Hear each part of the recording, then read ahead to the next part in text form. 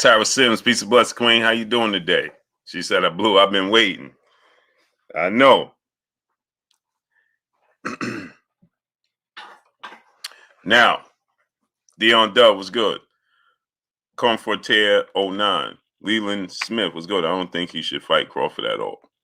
You saying 007, what's going on? Reg Loke, Monroe Brown, Joe G, Monty Norman, Kareem 0814, Gabe Moore, E. Skinner, Carl Lillavoice. Where you been at, brother?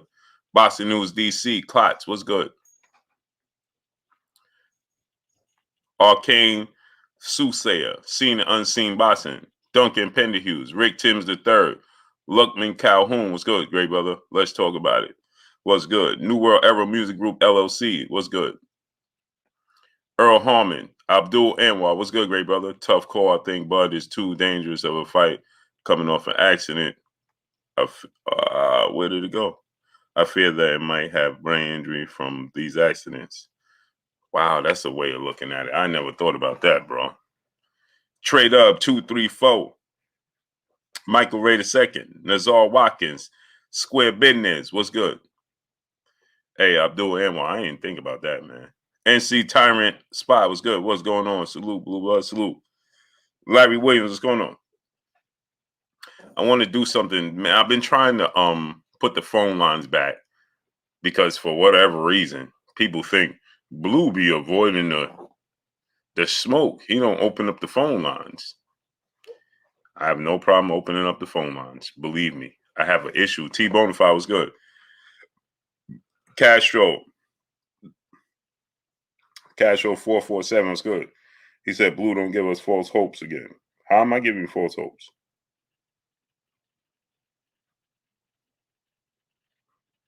How am I giving you false? I'm asking you the question. QT T Bonafide, what's going on?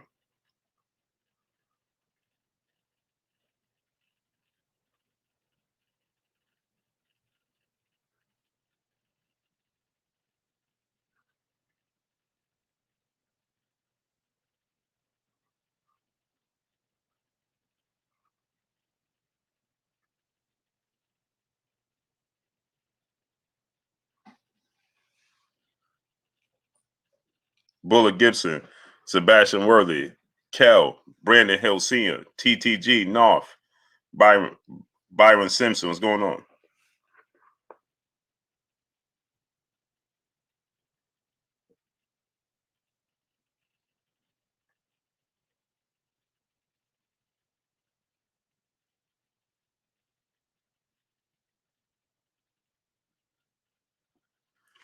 Slimbo Nice was good. Nah, bro, props to you. You manned up yesterday.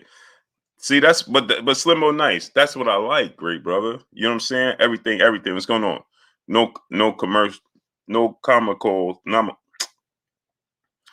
Man, no Garcia was good. I can't get the word out. Reality pop star, what's going on? Say you feeling Yankee fitted today, Blue? I'm always Yankee fitted, great brother. This is not the blue one though. On the mic, my brother Terrence Bailey Sr. What's good, great brother? Tiana Scott, blessings, Queen SC, truly chosen 4-5. SC was good. But Slimbo Nice, that's what I like, great brother. You know what I'm saying?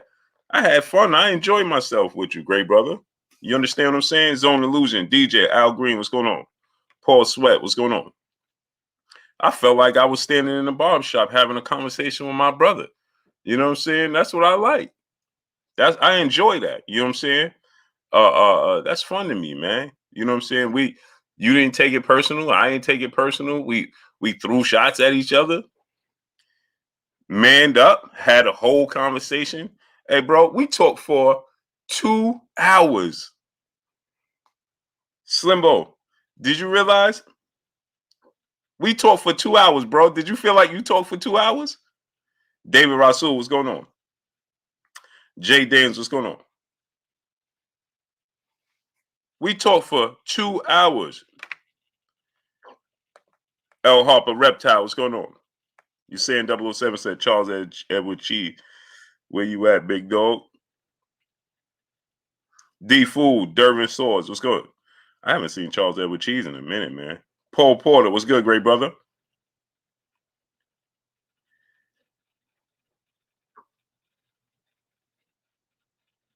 That's a fact, Slimbo Nice. That's a fact. Hey, bro, I truly appreciate you, man. And you know what I'm saying? And I enjoyed myself, man. That's what I like, man. You know what I mean? Hey, bro, we didn't use no foul language towards each other. Jason Howes, what's going on? We man, that's what I like, man. You know what I'm saying? We literally, me and Slimbo Nice, literally had a whole conversation, no derogatory language towards each other. That segment for 2 hours. We could have been on ESPN. Burgess Meredith, what's going on? Strong Face Pryor, Garcia, what's good? Clout World, what's going on? El Rivy, what's going on? Jeremy Pear, what's going on? Hoodie Smoke, my brother in the super chat dropping that deuce on your boy Royal Blue. They're not going to fight, brother, ever. They have to. Splash Master 03, what's going on? They have to fight, man. They have to fight.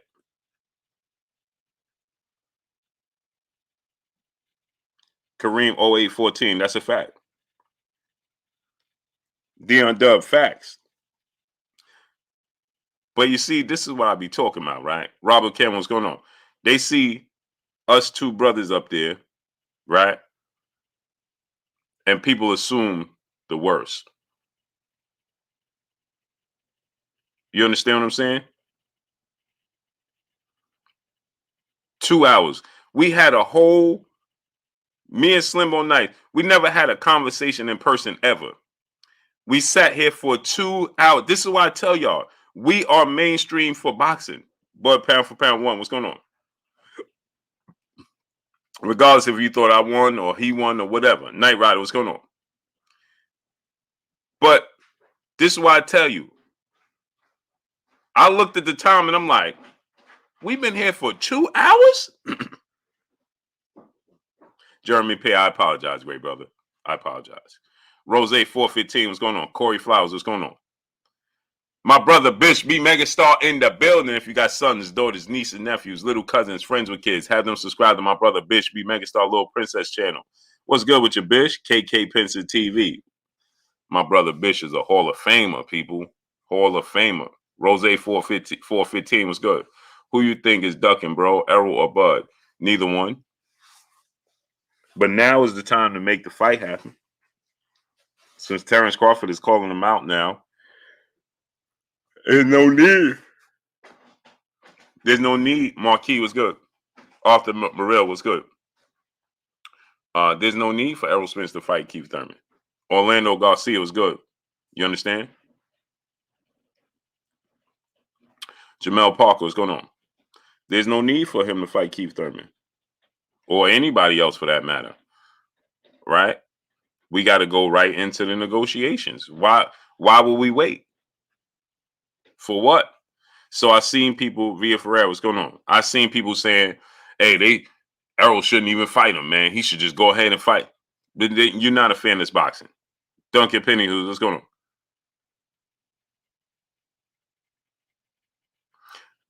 You see what my brother Duncan Penderhugh said. Hall and Hustle, what's going on? He said, now it's time. It's been time. Bud's scared, only calling him out because he need Errol. Spence don't need him.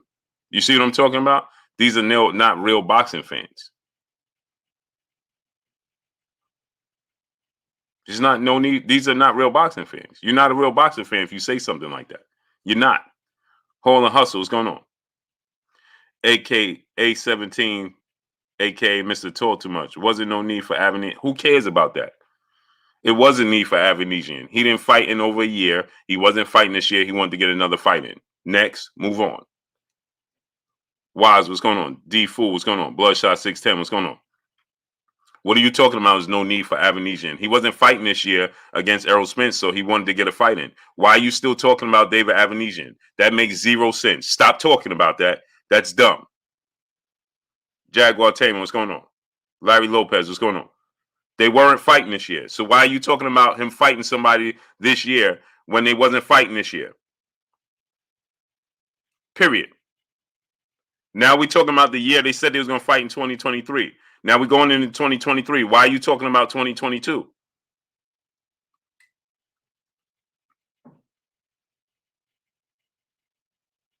Okay, so Duncan Pennyhughes, you've been a fight fan, then why would you say such a thing like, man, it been time and this, man, it don't matter. Right now, neither one of them have a fight. That's what you should be talking about. Let's fight.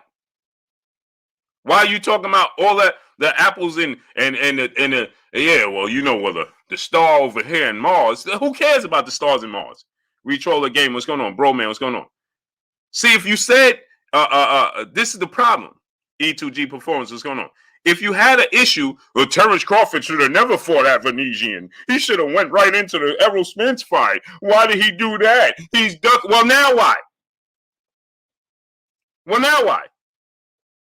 Underground Sound. What's going on? Now you're still talking about all this other extra stuff. Jeff, the producer, was good. He said it does matter. Boots is a beast too. What are you talking about Boots for? I thought you was crying because Terrence Crawford ducked Errol Spence and he fought Avanesian and he should have took the fight with Errol Spence. He don't want to fight. He's scared. He ducked. Well, they call his bluff then. So what are you talking about? Now you're talking about well, Boots Ennis is a beast and this person is Starvinsky Motley. What's going on? Why are you talking about Boots Ennis? Why are we talking about Boots Ennis, brother? You see what I'm talking about? The fans are fickle. Call Little Voice. What's going on? Sure you did, Duncan. What you thought? I got photogenic memory, brother. You was one of the people, Duncan Pennyhughes, that was sitting here talking about, oh, he ducked him. He don't want to fight. He don't want to do this. Why he fight? Yes, you did, brother. Yes, you did. Yes, you did. Yes, you did. Justin Hawkins, Mo 21. What's going on? Sure you did. Sure you did. Now let's make the fight happen. Al Green, Mark Frame, what's going on? Gary Childers, what's good? New World Era Music Group, what's going on? Now let's make the fight happen. Call for the fight. Why ain't all the energy for Errol Spence to make the fight and negotiate right now? Why isn't it? Why aren't I seeing 10,000 videos talking about, well, Errol Spence should be negotiating with Terrence Crawford right now? Jesus Valdez Carranza, Crack World, what's good? Why?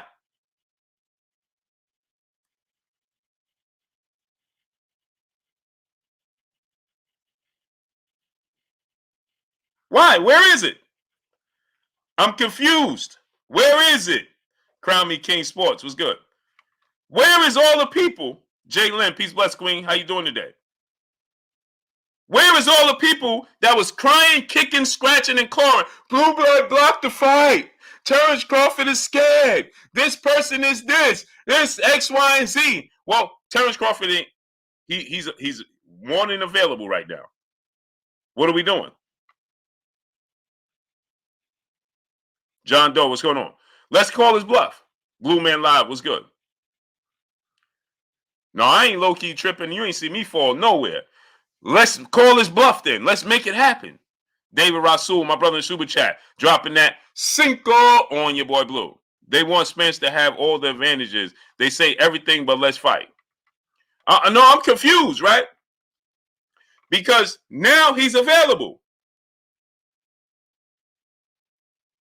Don't continue. I'm not saying it. What I'm saying is Terrence Crawford is available. We shouldn't be talking about nothing but them negotiating, right?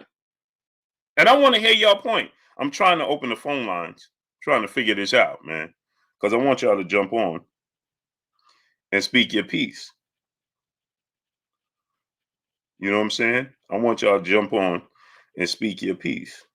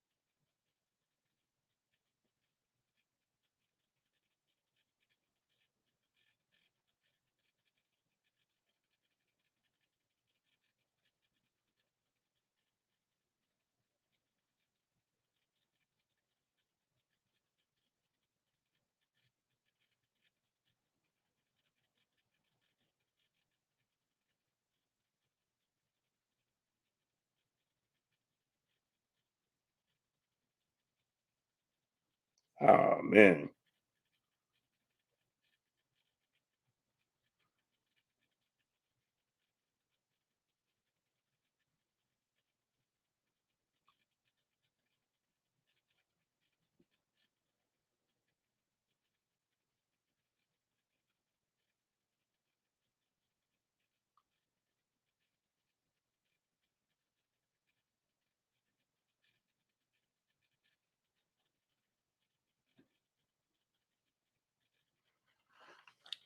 I gotta put. I'm trying to get this.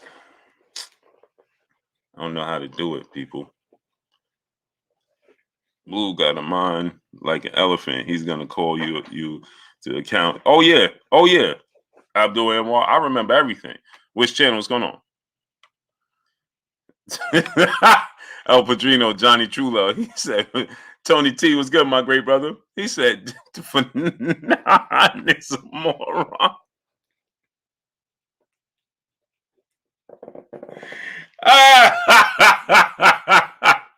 Hey, man, y'all be tripping me out, bro. Y'all be tripping me out. Hey man, y'all be tripping me out, man. New Errol Music Group LLC, my brother in the super chat, dropping that Cinco on your boy Blue. He said, from this point on, all the fights for both are tough fights. Who's the mandatory for both fighters, Blue? Errol Spence has unfairly, let me say this, right? I gotta say this, right? Errol Spence has, why does Errol Spence have? Errol Spence have Stanionis is a mandatory. Keith Thurman is a mandatory. And Boots is a mandatory.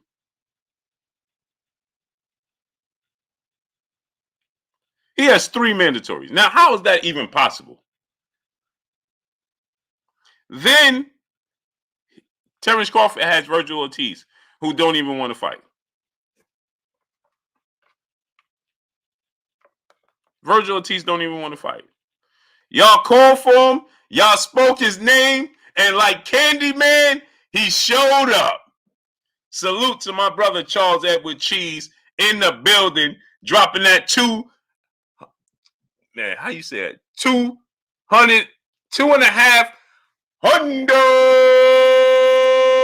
No, the quarter of a stack on your boy Blue in the super chat. Salute to my brother Charles Edward Cheese dropping that quarter of a stack on your boy Blue in the super chat. Where you been at, great brother? He said, I show love and support to many boxing channels. I purchased the BLK Prime fight and was pleasantly surprised at the quality of the event. It was a smash. I love the cameras, the design of the ring, the commentated, and especially Blue Blood in the scorecard analysis role. Salute to my brother Charles Edward Cheese, great brother. How you been, great brother? Hey, brother, do me a favor, great brother. Do me a favor, great brother. Every now and then, just poke your head in and be like, Blue, I'm good. Deuces. You understand? And once again, people, let's send out prayers to Big T, who's battling cancer. And let's send our prayers to Miss Joette, who just lost her mom. So peace and blessings to Miss Joette, the queen, who just lost her mom right at the holidays. And my brother Big T, who's battling cancer, man. So salute to my brother, man. Big Dog Willie, my brother in the super chat, dropping that deuce on your boy Blue. He said Khan KO's Hagler, Hearns, and Spence. Pure facts. Here he go again. Here he go again. Here he come again. Abdul Anwar, what's going on? Karma Serene, blessings, queen. How you doing today?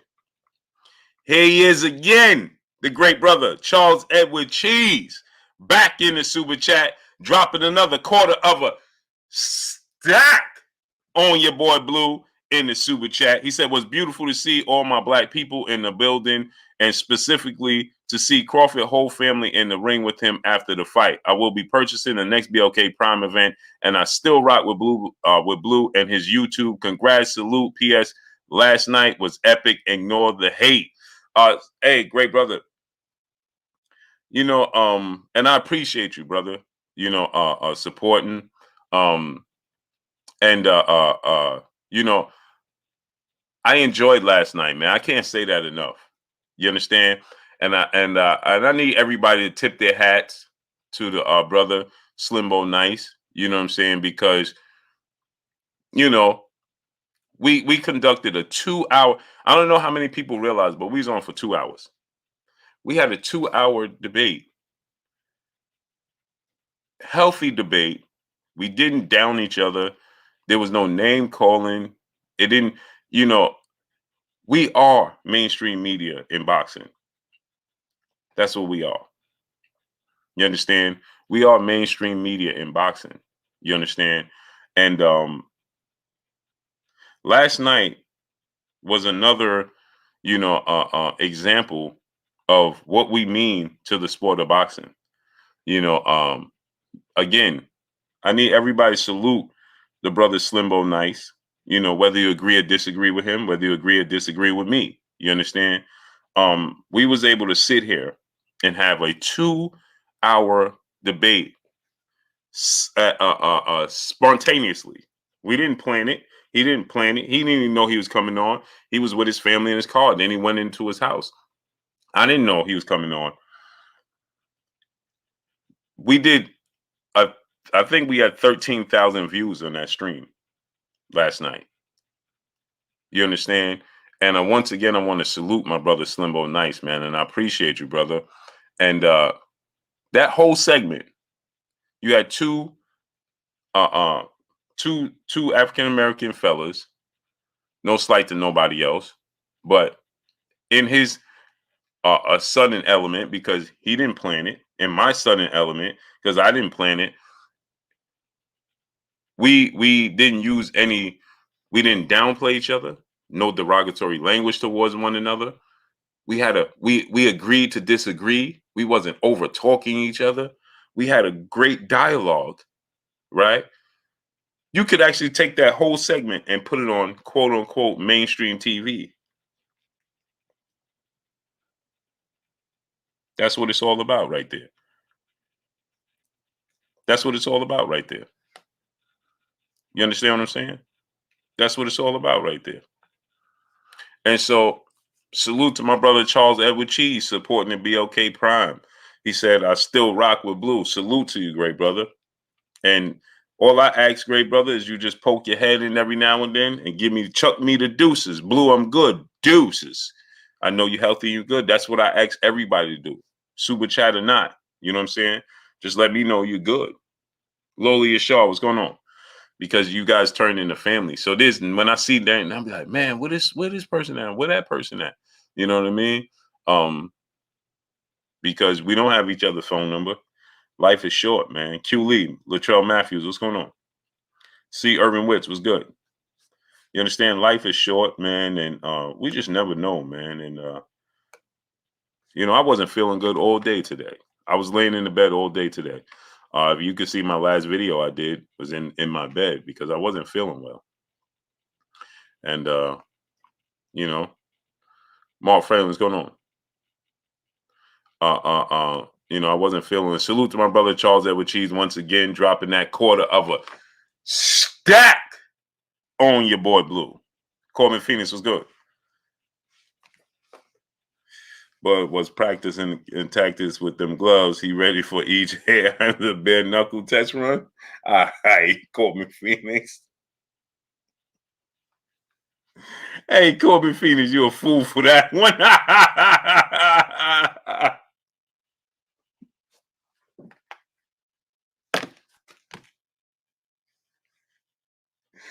Yeah.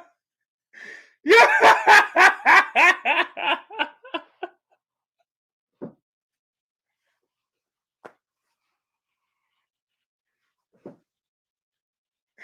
Yeah.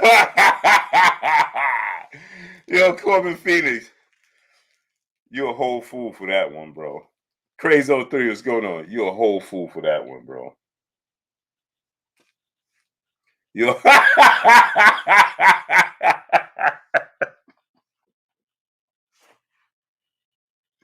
yeah. Yeah.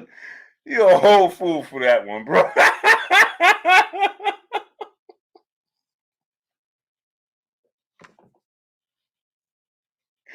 Yo.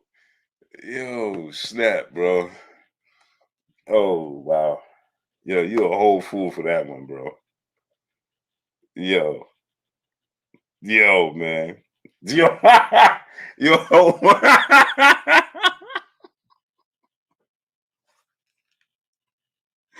yo, yo. He said the bare knuckle test run.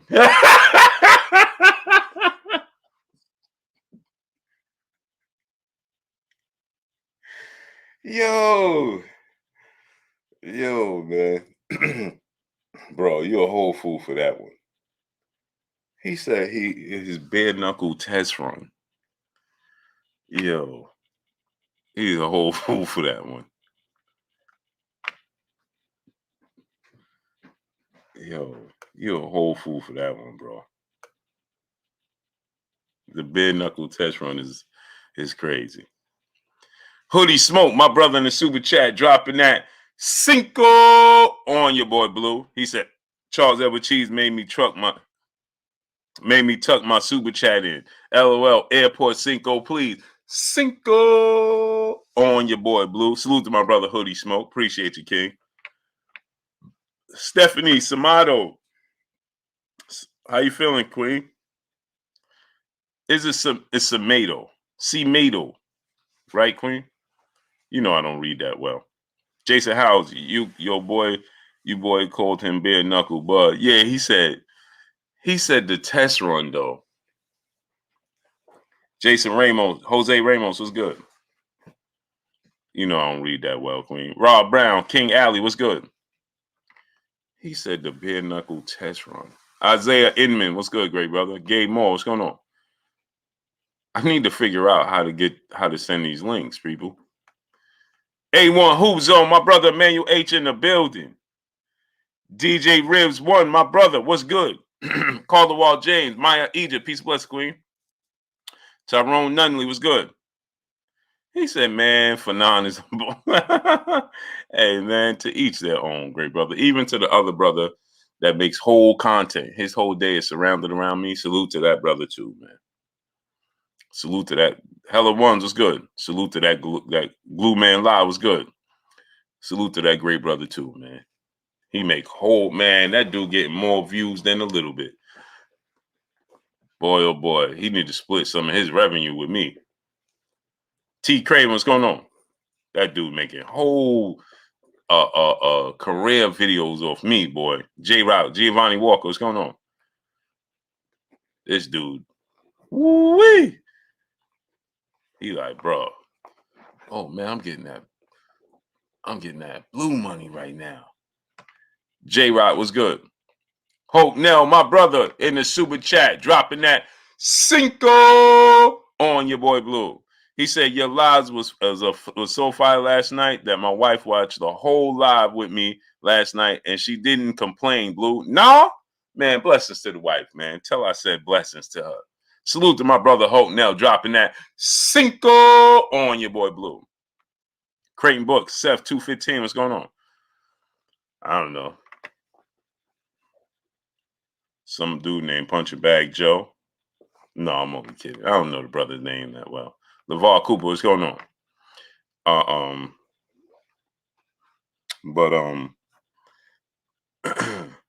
Mr. J Dub, 20 Texas, what's good, great brother?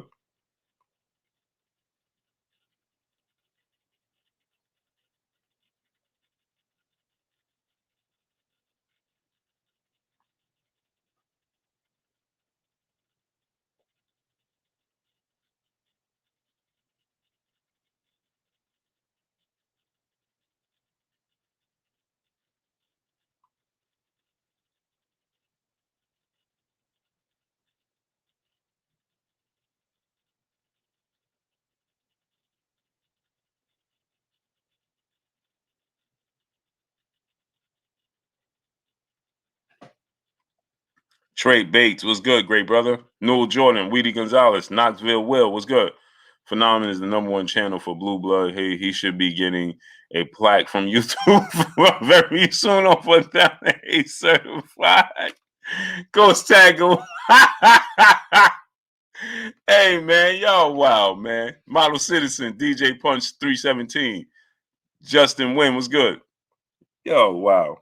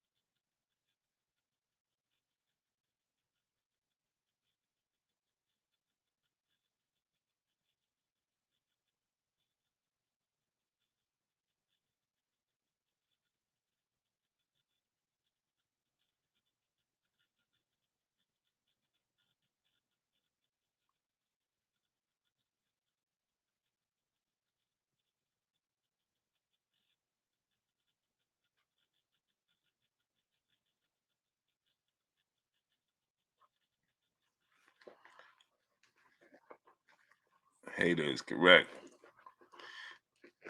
Hey, I don't even. Yeah, to each his own.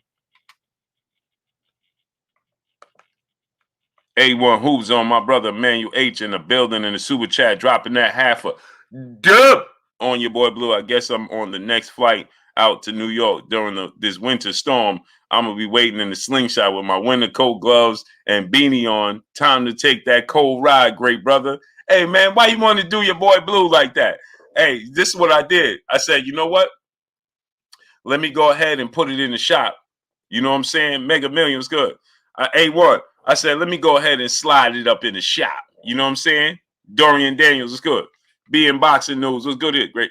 Tony T was good. I said, let me go ahead and put it in the shop. Dow Daniels was good. Carla Wall James, Hood Champions Boxing and Sports was good. Square Business was goody. Justin Wynn was good. So I'm trying to figure out, because I know everybody be putting the link in the chat and they be having people zoom in. And I want to get y'all take. I want y'all to tell me what y'all think should happen. I want to do things a little different.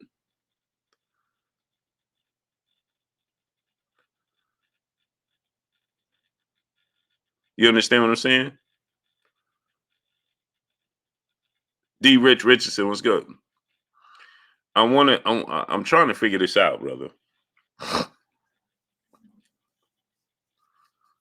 Let me see. Invite. Oh, can I? Hold on. Oh, copy. Okay. Hold on.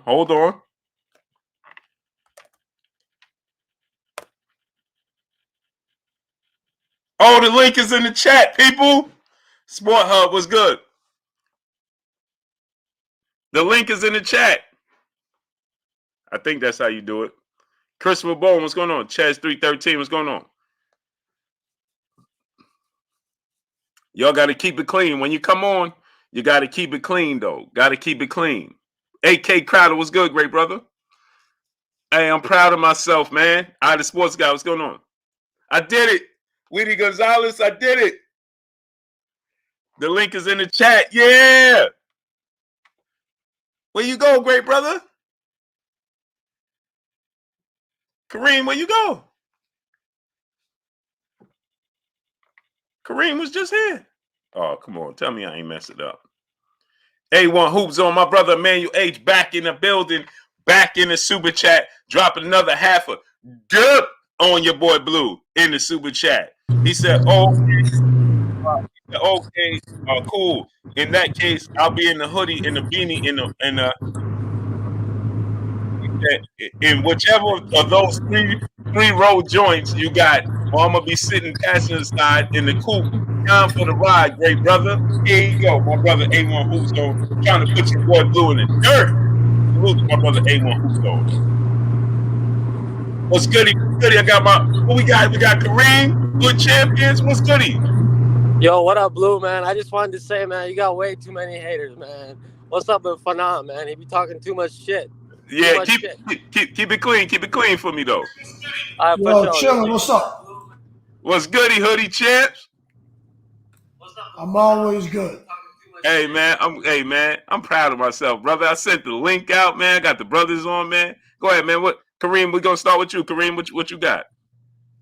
I just wanted to say, man, ignore all the hate, man. Just keep doing what you're doing, man. We support you. I appreciate you, great brother. It's the grind. I'm out. All right, Kareem. Go ahead, Hood Champ. What's good with you, great brother? I appreciate you, great brother. No, I appreciate you bringing me on. Can you hear me? Yeah, I can hear you. You got to turn me down in the back, though. Okay, that's me. Go ahead, Hood Champ. What's good with you, great brother? Man, I'm good, man. I just appreciate you bringing me on. Can you hear me? Turn me down in the back. Let me hold on. Let me try to figure that out real quick. Okay. Hey, y'all can beam in, man. Beam in. Oh man, I figured it out, man. Beam in. Hey, y'all can beam in, man. Beam in. What about now? Can you hear me? Yeah, I'm hearing the echo though. Still an echo. Yeah. Miss Joette, Peace Bus Queen, how you feeling today? How's everything? How you feeling today? A1 Hoops on my brother Emmanuel H back in the building, back in the super chat, dropping another half, dropping a cinco on your boy Blue. He said AOG looks like an old school pimp from the 1930s. He said that got to be Cedric the Entertainer's stepdaddy. That's Errol from Next Friday Twin. Hey, he cooking you, great brother. B. Paulie was good. Ronnie Shields was good, great brother. King Alley, what's going on? Yeah. I was able to put the link, man. I'm proud of myself, man. Now we can have full-fledged conversations, real conversations, man. Go ahead, Hood Champ. You figured it out? Yeah, can you hear me? Yeah, I can hear you. Ben Israel, Shalom, King. I know, Miss Joette. I know. Woo, got my brother DJ Ribs in the building. Oh man, what's good with you, Blue? Oh man. All right, you got me. This is a beautiful thing. Yeah. This is what I'm talking about, man. Hey, you still hearing that echo? Yeah. You get, I'm hearing myself play back. Yeah, I'm not hearing it anymore. But you still hearing it from my end? Yeah. You see that? All right. Hold on 1 second. D Murray, brother in the super chat, dropping that half a dub on your boy Blue. He said, my heart goes out to Miss Joette and fam. Blessings. Facts. Yo, Blue. Hood Smoke, go ahead and I'm gonna mute myself and so you can talk so I don't hear myself play back. But go ahead and talk. All right, yo, first of all, happy holidays to the whole Blue Blood family. Y'all stay safe. Keep your head up, Blue. Keep doing what you're doing, bro. You look good on BLK Prime, my brother. Loved it. Hey, I appreciate you, King. Appreciate you. Yes, sir. Hood Champs, go ahead. Go ahead. I'm gonna mute myself. All right. And first of all, man, thanks for allowing me to join you guys. You know what I'm saying? I created my profile, little boxing content about 6 months ago. I'm retired military, man. And when I sit back there and watch what everybody's doing, man, it makes me feel good. What made me jump in here today is the other day I saw somebody creating videos saying, kind of negative stuff. And I think, confrontation can be good. It's not necessarily bad. It can be constructive. But I wanted to jump on here today to kind of see what your platform was really about, because your name is out there and so is Boxing Eagles, but I never really jumped on these platforms. But I said, let me jump on here and see what it's about, because I'm only seeing positive. But when I heard the negative stuff, I was like, let me see for myself, because that's not the energy I get from you at all. So that's why I'm joining on here today. Plus, to definitely talk boxing, because I'm all about that. Absolutely, great brother, man. My thing is all to uplift the sport. I just want to make a change, you know what I mean? What really changed me, into really wanting to get behind the scenes is, I'm gonna be honest with y'all, man. Patrick Day is somebody I knew. Everybody know that story. I knew him since he was 5, 6, 7 years old when he was in the boxing gym. And the story goes that I seen him at an event before he went to his fight in Chicago. And I was supposed to go to Chicago, and he said, hey, Blue, man, you gonna come there? You gonna watch me? And I said, yeah. And then towards the end of the night, I said, man, I ain't gonna make it, but I'll catch you when you come back. And he passed away in the gym. In the ring, right? He passed away in the ring, right? And and from there, I went to his funeral, and people didn't show up. It was a DAZN event, Matchroom event. I don't want to slight. I don't know what people had going on. You know what I mean? But people didn't show up, man. People that I thought should have been there, promoters and things of that nature, they ain't show up to his funeral, man. You know what I mean? Which told me that, they see these fighters as just pawns on the chessboard. You know what I mean? They're not risking their life. They're not getting in that ring. And it's unfortunate. You know what I mean? This is Patrick Day. This is somebody who didn't have to box. You know what I mean? His family is very, very well off. You know what I mean? He got in the sport of boxing for the love of the sport of boxing. And then I go to his funeral, man, and I mean, Eddie Hearn wasn't there. You know what I'm saying? And you got enough money to come there and fly back. You know what I mean? In that situation. So I said, listen, man, I want to make a change. And what sparked this whole situation, I started partnering up and dealing with BLK Prime. Way before Terrence Crawford got involved. Way before. People only take notice that with Terrence Crawford because it's Terrence Crawford. You know what I mean? Before Terrence Crawford was even a link to BLK Prime, I was dealing with BLK Prime for almost a year, and then hear one person, not too many people talking about it, but they got with me, and they gave me a position, and believe in me, and shout out to BLK Prime, man, and then we was able to, fortunately, our first event was supposed to be small event.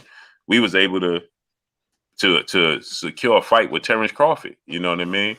And it just got a bunch of negative kickback instead of positive kickback with a black streaming app and a black fighter. You know what I mean? Because of the politics within the sport of boxing. You know what I mean? So and then I look at this fight itself, and I'm trying to enlighten people and tell people, you got the biggest fight in boxing that includes 2 African American fighters, and they don't get no guaranteed money. They would never do that to Canelo Alvarez. They would never do that to Virgil Ortiz or if, especially the biggest fight in boxing, that would never ever happen. The biggest fight in boxing, and they don't get no guaranteed money. That's unheard of. That's absolutely unheard of. But instead of us having an issue with the structure and the powers that be, we point the finger at the fighters. The fighters don't cut their own checks. The fighters don't write their checks. You know what I'm saying? We rather make 10,000 videos saying Terrence Crawford ducked and Terrence Crawford ain't want to do this, but don't look at the big picture and say, well, how did we get to the biggest fight in boxing? Errol Spence has been getting guaranteed checks his whole career. Now he gets to the biggest fight of his career, and there's no guaranteed money. Wow. Not no fighter. I challenge everybody to show me a PBC fighter that had a fight this year that got no guaranteed money this year. Well, I heard they tried to give him guaranteed money, but he turned it down. Yeah, that's what they said. They tried to give him guaranteed money and he turned it down. And listen, I can't see him turning it down. Now I don't want to, but he turned it down. Then was willing to take no guaranteed money just to back him. So that's what I'm saying. Crawford moved funny, and you know that, Blue. You've been saying that for years. Oh, for sure, he has in the past. Oh, absolutely, 1,000%, 1,000%. So it's the past, the future. He moves funny because they offered him guaranteed money. He turned it down. Hold on. Before you do that, let me get to the super chat real quick. Then I'm gonna let you speak your piece. A1 Hoops on my brother Emmanuel H in the super chat, dropping that half a dub on your boy Blue. He said, "Dang, I feel bad. My apologies to the old school vet. Appreciate your services, but he still looked like the make barbecue so good, make you want to smack your mom." He said, "You look like you make barbecue so good." You're talking about me. I don't make barbecue. It's curry chicken and goat over here, man. You know what I'm saying? So get it together. And I've been rocking fisherman caps since I've been 11 years old. So y'all can wear this funny stuff, these tight jeans and all that. I don't do that. Hey, but go ahead, AD, speak your piece, great brother. Okay, what's up, Blue, man? I'm not a Crawford fan. You know, I'm a Spence fan. I became a Spence fan watching your channel. You know what I'm saying? Because you was a Spence fan at one point. I mean, I don't know how it is now, but I don't knock you for doing what you got to do to get your money or to get whatever. You know what I'm saying? However it goes down. But Crawford, you know what I'm saying? Just like now, he came, and I saw your video where you said Crawford tweeted out a tweet I went on that tweet on my fault. I went on that tweet that was on Twitter. That what he said. So to me, Crawford, to me he's a fraud, man. And I understand that that's your investment because at the end of the day, he's still your investment. I understand that.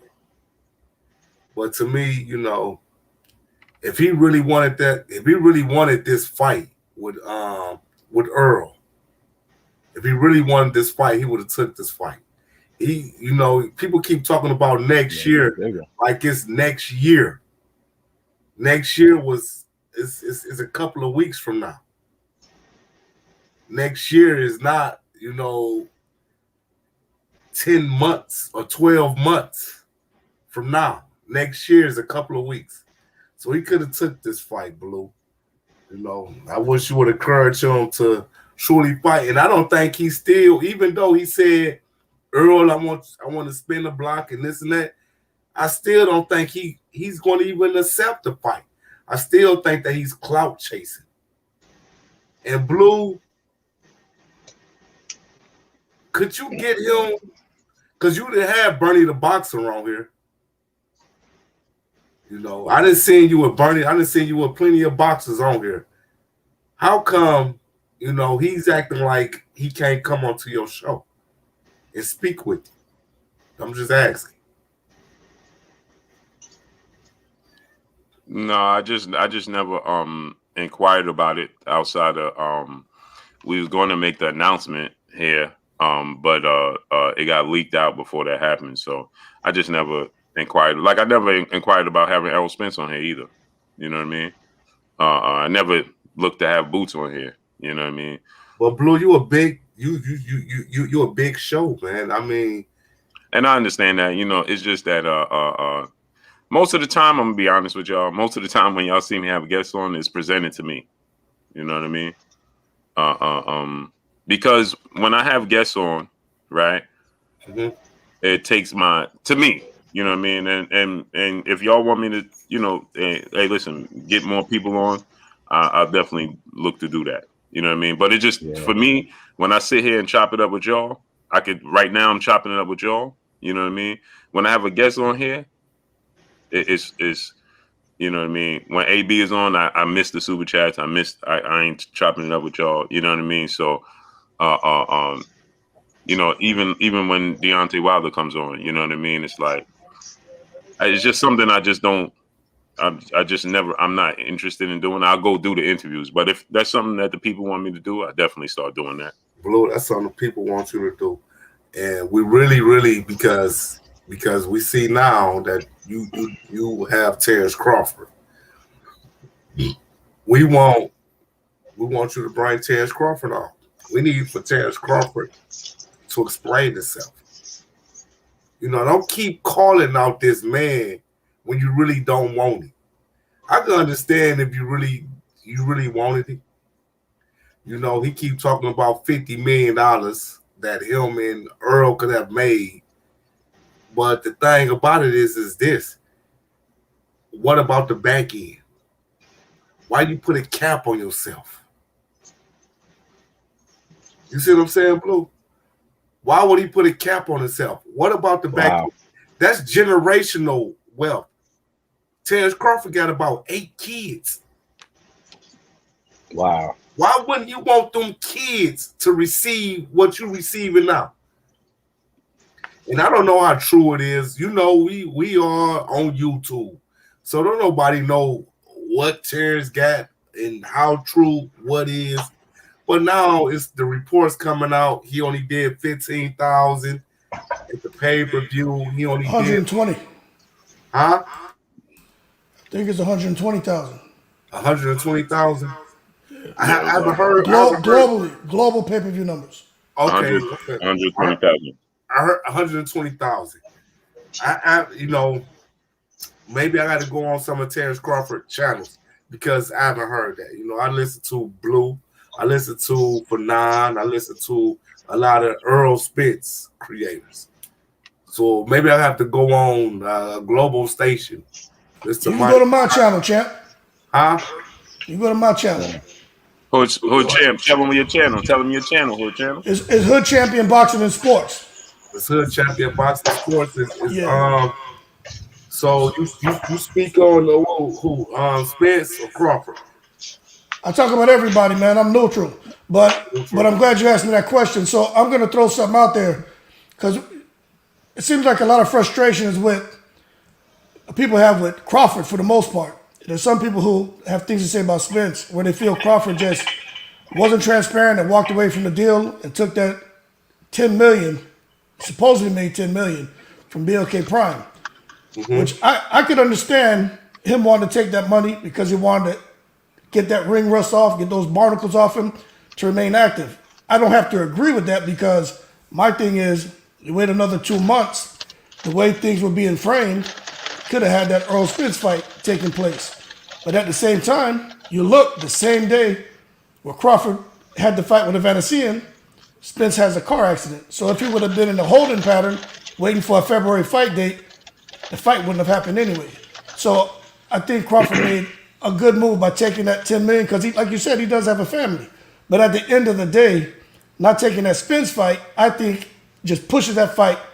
I think it pushes into 2024 because to me, they're on divergent paths. Crawford with BLK Prime, Spence is over here with PBC and Showtime, and Spence is saying, look, I got options. And Crawford, this is how I feel. I feel like he knows his legacy is somewhat cemented from what he did at the lower weight classes to where he is now. But both of those guys, there's generations where you have guys in certain weight divisions where they need each other and they elevate each other. And both of them need that. But you guys can chime in and tell me, do you think it's egos that's getting in the way? Do you think it's the platforms that they're on? What do you think it is? I personally feel it's a lot of ego. No, I think a lot of it's platform too. No, it's not. Because it's not the platform. No, it's hold on. Go ahead, man. Okay, go ahead. Let me go ahead.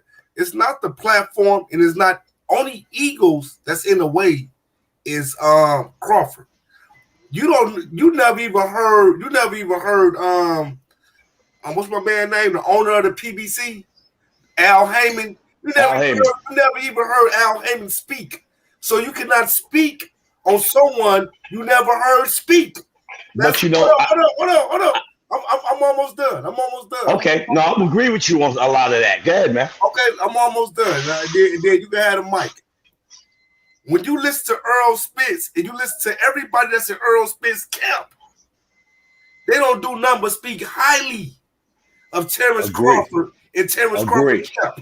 But when you listen to Terrence Crawford and Terrence Crawford camp, it's Errol. Where your bitch ass at? Oh, we got to keep it clean. My fault, Blue. I just don't like him. I hear you. But see, what I'm saying is that we can't speak on that side. We can only speak on one side. I'm gonna agree with you on the ego thing, but I'm gonna tell you what elevates the ego worse. I've been around boxing since the 60s. I go back to the days of Ali, Frazier, Livingston Bramble. I go back to them days. And they didn't have that platform. You know what I'm saying? They didn't have them platforms back then. So all the world can see and they can show self-face and ego. Mm-hmm. Now this platform is given. Now I have an audience. I can elevate my ego to the world. Now I agree with you with Spence. Spence's camp, let me tell you something, man. Best camp in the world. I love the fight Frank Martin just had. Those guys are so composed. Their trainers got them so on lock. And Terrence Crawford's corner, he don't have that. He got total disarray. That's why Bo Max got to go. This one got to go because this man is not your best interest. And y'all don't have him wrangled to the point where he keeps his composure against his opponents. So what happens is that instead of making these deals and fights, you get on these social media sites and put off at the mouth when the game should be in the ring. Mm-hmm. Hold on. I want to get let Rick Timms the third. Let him get. Go ahead, Rick. All right, good deal. What's up, Blue Panel in the chat? What's up, Rick? Hey man, check it out, y'all. See, this how I look at this whole situation. I support Earl and I support Bud. I I just support Bud more. But see, You a fan of the sport? I'm not caught up. Listen, man, right? Listen, I'm not caught up. Right, I'm not caught up in all the emotional tirades about the pay-per-view flop, how much these millionaires are making who both well off, and I'm not getting any of their paychecks. I'm not the type that's gonna talk about Errol is a drunk and Errol crashed cars. Look, man, I'm grown. I ain't about all that petty mess. I'm just encouraged Bud finally said Earl's name today. And I just want to ask the panel in the chat, if we finally get this fantasy fight, is it going to be in Dallas? Will it be in Vegas, LA? I don't care. They can be on Mars. Where y'all think the fight would be, man? It's going to definitely be in Vegas. It ain't going to be. It's going to be a neutral site in Vegas. They got a place big enough to hold it. Blue, it could be in New York. It ain't like New York not big. It should be at Madison Square Garden. Yeah, that'll work too. World famous arena. Yeah.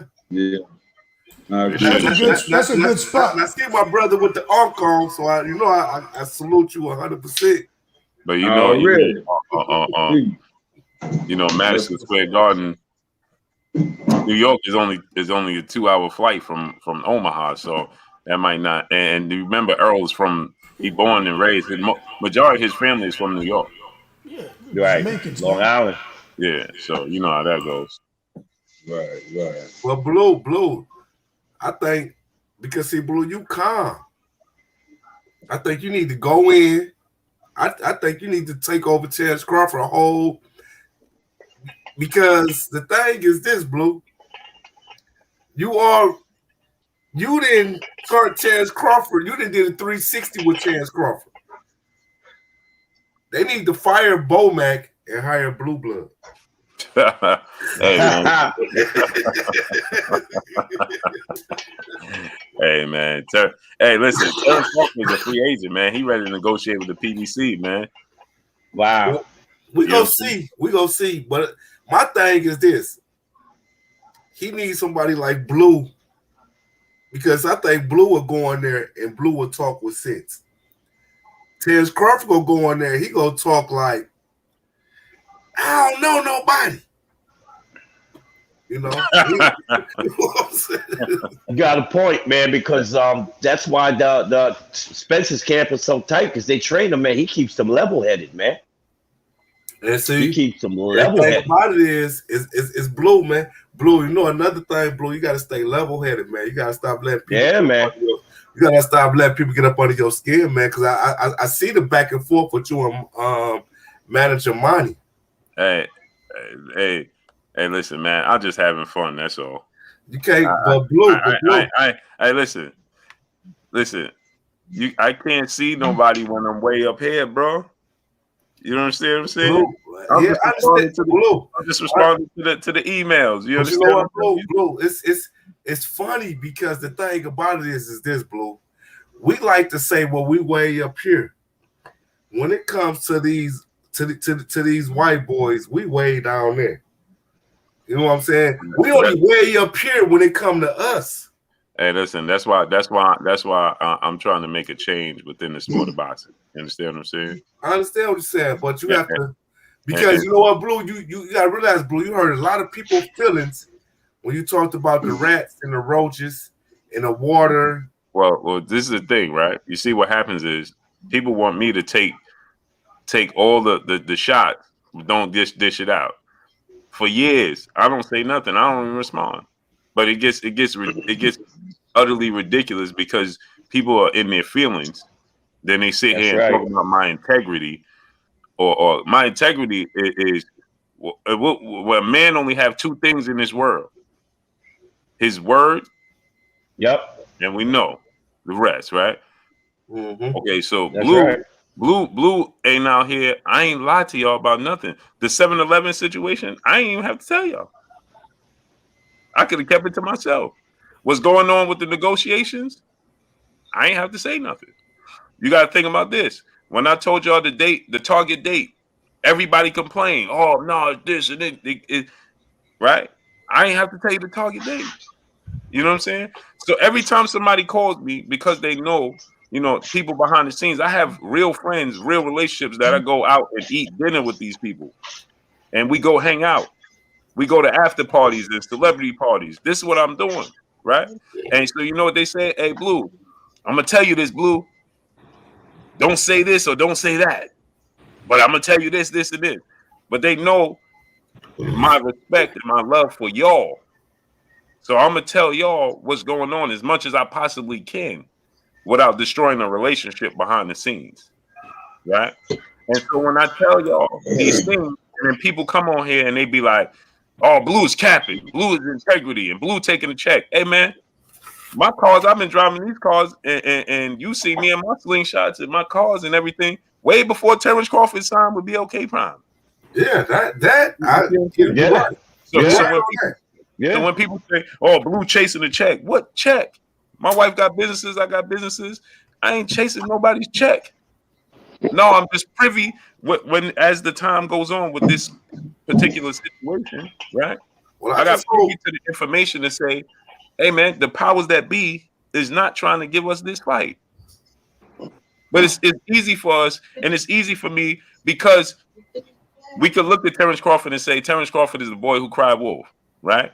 Yes. Once upon a time, he said X, Y, and Z. Yeah, he did. But guess what? What I am, right? I'm a non-judgmental person. I'm not going to judge you based off what you did before. I'm judging you based off what you're doing right now. Right. And so right now, I know that there's a lot of things that's taking place behind the scenes because there's not a lot of respect for Terrence Crawford, and they feel like his back is against the wall. And that's terrible because regardless if you like Terrence Crawford, if you think Errol Spence is like black fight fans say, Errol Spence a Mack truck and Terrence Crawford your favorite dog gonna get hit crossing the street. If that's what you believe, it don't even matter. Right. At the end of the day, this dude represents 50% of the biggest fight in boxing. It don't matter if you like him, you don't like him. It don't matter if you think he ain't fight this person or that person, or he was halfway losing to Sean Porter, or he was halfway losing to X, Y, and Z, and he fought this person. All of that is null and void. What we do know is he makes for 50% of the biggest fight in boxing, and he needs to be respected. The reason that we are clamoring for this fight is because of what Terrence Crawford brings to the table. Let me say this. Check it out, y'all. Let me say this. Blue. Hold on, Rick. Hold on 1 second, Rick. If Terrence Crawford didn't represent a pound for pound fighter and one of the best, see, we have an issue with Terrence Crawford fighting David Avanesian. You know why? Because of his skill set, right? We have an issue with Terrence Crawford fighting this person, that person, because of his skill set. That speaks highly of his skill set. That we look at David Avanesian as somebody who's ranked the 10th Ring Magazine, the 10th best welterweight in the world. He's ranked in all the sanctioned bodies except for the WBA, high in these sanctioned bodies, right? But we look at David Avanesian and say, man, how you fighting the fourth rank? Just think about this. How you fighting the fourth ranked WBC welterweight, the sixth ranked IBF welterweight, the seventh ranked, or it's the WBO, or the seventh rate, or the eighth IBF. We look at him like he's a walk in the park because he's fighting Terrence Crawford. Because if David Avanesian was fighting Virgil Ortiz, we would be saying that's a good fight. If David Avanesian was fighting Emmanuel Stanionis, we'd be saying that's a good fight. But because we know of how good Terrence Crawford is, we say it's a mismatch. Well, that's due to his skill set.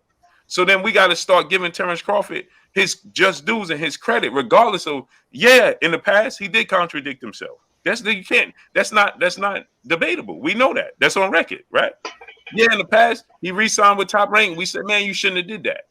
We know he did all those things, but that don't take away. Hence the reason why Errol Spence don't do it. His pants don't do it. Errol Spence said, man, Terrence Crawford always looked good. He always looked great. He did what he's supposed to. Mm-hmm. That was a beautiful performance. See, his pants understand why, because they understand David Avanesian just knocked out his size 6 opponents. Yeah, he got knocked out by Mean Machine. Mean Machine almost knocked out Virgil Ortiz. How soon Yeah, we he fight? almost knocked that bud. He almost knocked out Bud. Mean Yeah. Machine is no joke. We act like we act like Mean Machine is just a walk in the park. I don't know if that's it. I don't think he'll walk in the park, Blue. But I That just He'll think walk in the park. I think it's more so about the timing of when he fought him as opposed to his opponent at this level of where he's at, you know, and the expectations of the fight that we were expecting him, that the level of opponent, maybe even the boots, you know, just the level of opponent. I don't think necessarily we're knocking any fighter, especially one who can raise to the heights of being in a Ring magazine ranked, or someone who is skilled is Terrence is, because he's an extremely skilled fighter. However, we all grew up wanting to see the best fight the best. And when it just seems like there's one fighter who wants to fight another fighter more, we're just going to ask like, okay, why he fighting somebody else instead of the dude that we all want to see him fight? And I don't think, like I said, it's about him fighting David. I think it was just about the time. And had he fought David maybe 6 or 7 fights ago, I don't think maybe it wouldn't have been too many problems, because that's when he fought Mean Machine. Nobody was really saying anything. A couple fights back or whatnot. But I just think at this juncture, and the fact that he's just now, okay, after his fight, when we watched on BLK, he had the opportunity to call Errol out, and he didn't. I mean, I don't know what fighter at any point in history that we've watched, we all expect that call out. That's what Errol said. He said, I'm coming for them belts. And we expected him to match that same energy. And them eyeballs. And it's just funny just to watch and see, like, okay, now that we hear Spence talking about fighting someone else, he's like, okay, well, let's make the fight happen now. That's all I'm saying. As part of that being funny, you know, I'll rock with you all day, Blue, of course, man, forever. But I don't necessarily, as the earlier guy said, but moving a little funny, not necessarily. He's a very skilled fighter, but he's just moving funny. Yeah, okay. Let me say this, y'all. Check it out. Hold on. Let me get these super chats real quick. Knight Rider, brother, in the super chat, dropping that Cinco on your boy Booty. Said the fight should be in New York, and Spence should come out to the non-song New York State of Mind. That would be dope. We got my brother D Lucky in the super chat. He said, dropping that Cinco. He said, I can't take this AD dude serious. Hey. So my brother D Lucky. Dropping that. I'm a casual on your boy Blue. Molee in the super chat dropping that Cinco on your boy Blue. So would you say that prior to talking to Bud, would you say you were misinformed on a lot of information? No, I wasn't misinformed on a lot of information, and that's not prior to me talking to Bud. If y'all go back, see, everybody likes to equate this situation with saying, well, since Blue talked to him at 7-Eleven, no. When Jalen asked me, right before that, Shakur Stevenson, Jalen asked me, the queen, she said, what's your chances? What's the percentage of chances? What do you think that this fight is going to happen? And I said, I don't think it's going to happen. I think we're getting close to it not happening. Shakur Stevenson fought when? In late September, right? Almost October, right? Yeah. But you know, I started to waver not because of Terrence Crawford, because of people I was having conversations with at the PBC. Not because of Terrence Crawford, right? So remember when I reported, hey, listen, the fight is going to happen, you know, they're looking at the target date of November, right? That's when Floyd Mayweather came out. I said it, and then Mike Coppinger said it, right? And then Floyd Mayweather came out and said, I don't know how many times I got to tell you, it ain't happening. You know what I'm saying? He said that October. It ain't happening. How many times I got to tell y'all this? It ain't happening yet. You understand? That's Floyd Mayweather saying that, right? What he say? Ain't nobody. He ain't say it's Terrence Crawford. He said ain't nobody close to Al like me. He said the fight ain't ready to happen yet. Yeah, he's free. Hey, Blue. Let me get this last super chat, and then I'll let. Salute to Mali. He said I'm talking about realizing the business. No, I realize the business, but as a fan, Mali, I'm gonna say this: that I wanted to have hope. You know what I'm saying? Blue. I wanted to have hope. But let my brother Big Dose go. He been waiting. Hey, Blue, I got one question for you. Then I got a couple comments. Okay. Is it true that Terrence Crawford got offered upfront money and, you know, the previous contracts with Errol Spence? Well, what the upfront money that I was privy to was for him to fight, to sign a long-term contract. But I'm hearing 3 fight deals and all of that. I'm not privy to that. Terrence Crawford wants to fight Errol Spence, and he wants to fight Jamel Charlo. He wants a 1-fight deal contract with Errol Spence. Okay. Hey, and I wanted to congratulate you on, doing big things, you know what I'm saying? For Absolutely. your family, and I'm proud of you, brother. Hey, man, hold on. Let me say this first. We did big things, Big Dose, because if y'all don't come here, like we got 615 people here right now at 12 o'clock at night on the East Coast. You understand? It don't work because I don't even get acknowledged. You know what I'm saying? I don't even get noticed. So without y'all, you know what I'm saying? So we did this. You know what I'm saying? We got y'all. I come on here and we as a collective unit, we did this. You know what I mean? To y'all come here and bring me up like this. Right. And Blue, is this something that you do? I just want because hold on, bro. Hold on. I haven't saw this on your channel before. Hold on. AD, let Big Dog finish. All right, now when it comes to the fight not happening just previously before David Avenesian, I place no blame on Blue, and nobody should, bro. Blue can't make that man do nothing. Exactly. You know what I'm saying? I place the blame squarely on Bud and his team. Bud chose to do that. He chose to go fight David Avenesian, whatever his name is. And a lot of people don't like it because, like some people have said before, man, we don't need to see Bud fight no more of these type of fights no more. We know you can beat dudes on that level. And I think a lot of people mad about it because most people ain't even heard of this dude before Bud picked him to fight. And basically, bottom line, I just want to see the fight, man. I want to see Spence fight Bud. Period. You know what I'm saying? Whatever they got to do to make that happen, I hope it happens. You know what I'm saying? I hope that this little hiccup ain't stop nothing. But when they do fight, I'm gonna come back and I want to see all y'all faces that's picking for Bud when Spence destroy that man. He take his eyeballs. I believe that. I'll come back. Will y'all? That's all I got to say. Hey, Blue, for my man who talking some, he don't trust me or whatever. Let my man know. Look here, man. I'm a casual. I just started this. You know what I'm saying? I you know what I'm saying? I listen to all of, of course I'm pro Spence. When you're a casual, you become pro. Just like I'm from Detroit. So I'm pro Pistons. I'm pro Lions. So I'm you know what I'm saying? I'm a ride with who I'm riding with. So for whoever the guy was that said I don't trust AD or whatever, ain't about trusting me, homeboy. It's about trusting whatever you believe in. It ain't got nothing to do with me. I got something when you're done, AD. Let my brother Triple Skull go over there. What's good, great brother? Hey, Blue. What's good, kid?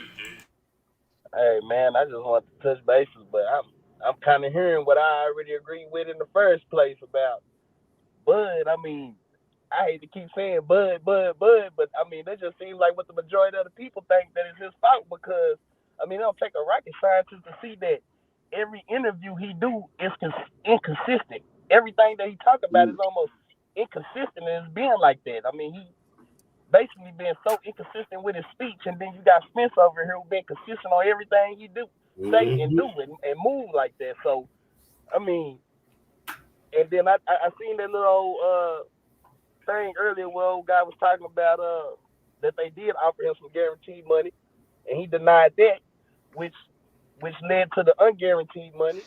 And if you betting on yourself, you know the fight gonna sell more than 10 million. So if you're betting on yourself, hey, there you go. You know, if you feel like you sell well and everything else. And another thing, I seen somewhere another guy was talking at one point in time who said about how his business sense. You know, I mean that's what it all comes down to. He needs to get some help behind the scenes, because if we depend on him to go out there and negotiate the fight, we'll never negotiate. We'll never get the fight. That's just how I feel. We'll never get that fight because of the way. Even Sean Porter called out and said, man, you know, he's basically too cocky. He's stubborn, you know. And that right there can hold up the fight. You know, even if you don't feel like he's holding up the fight, that could be holding up the fight because you're too stubborn to accept the reality of what boxing business is. That's why I said they need blue.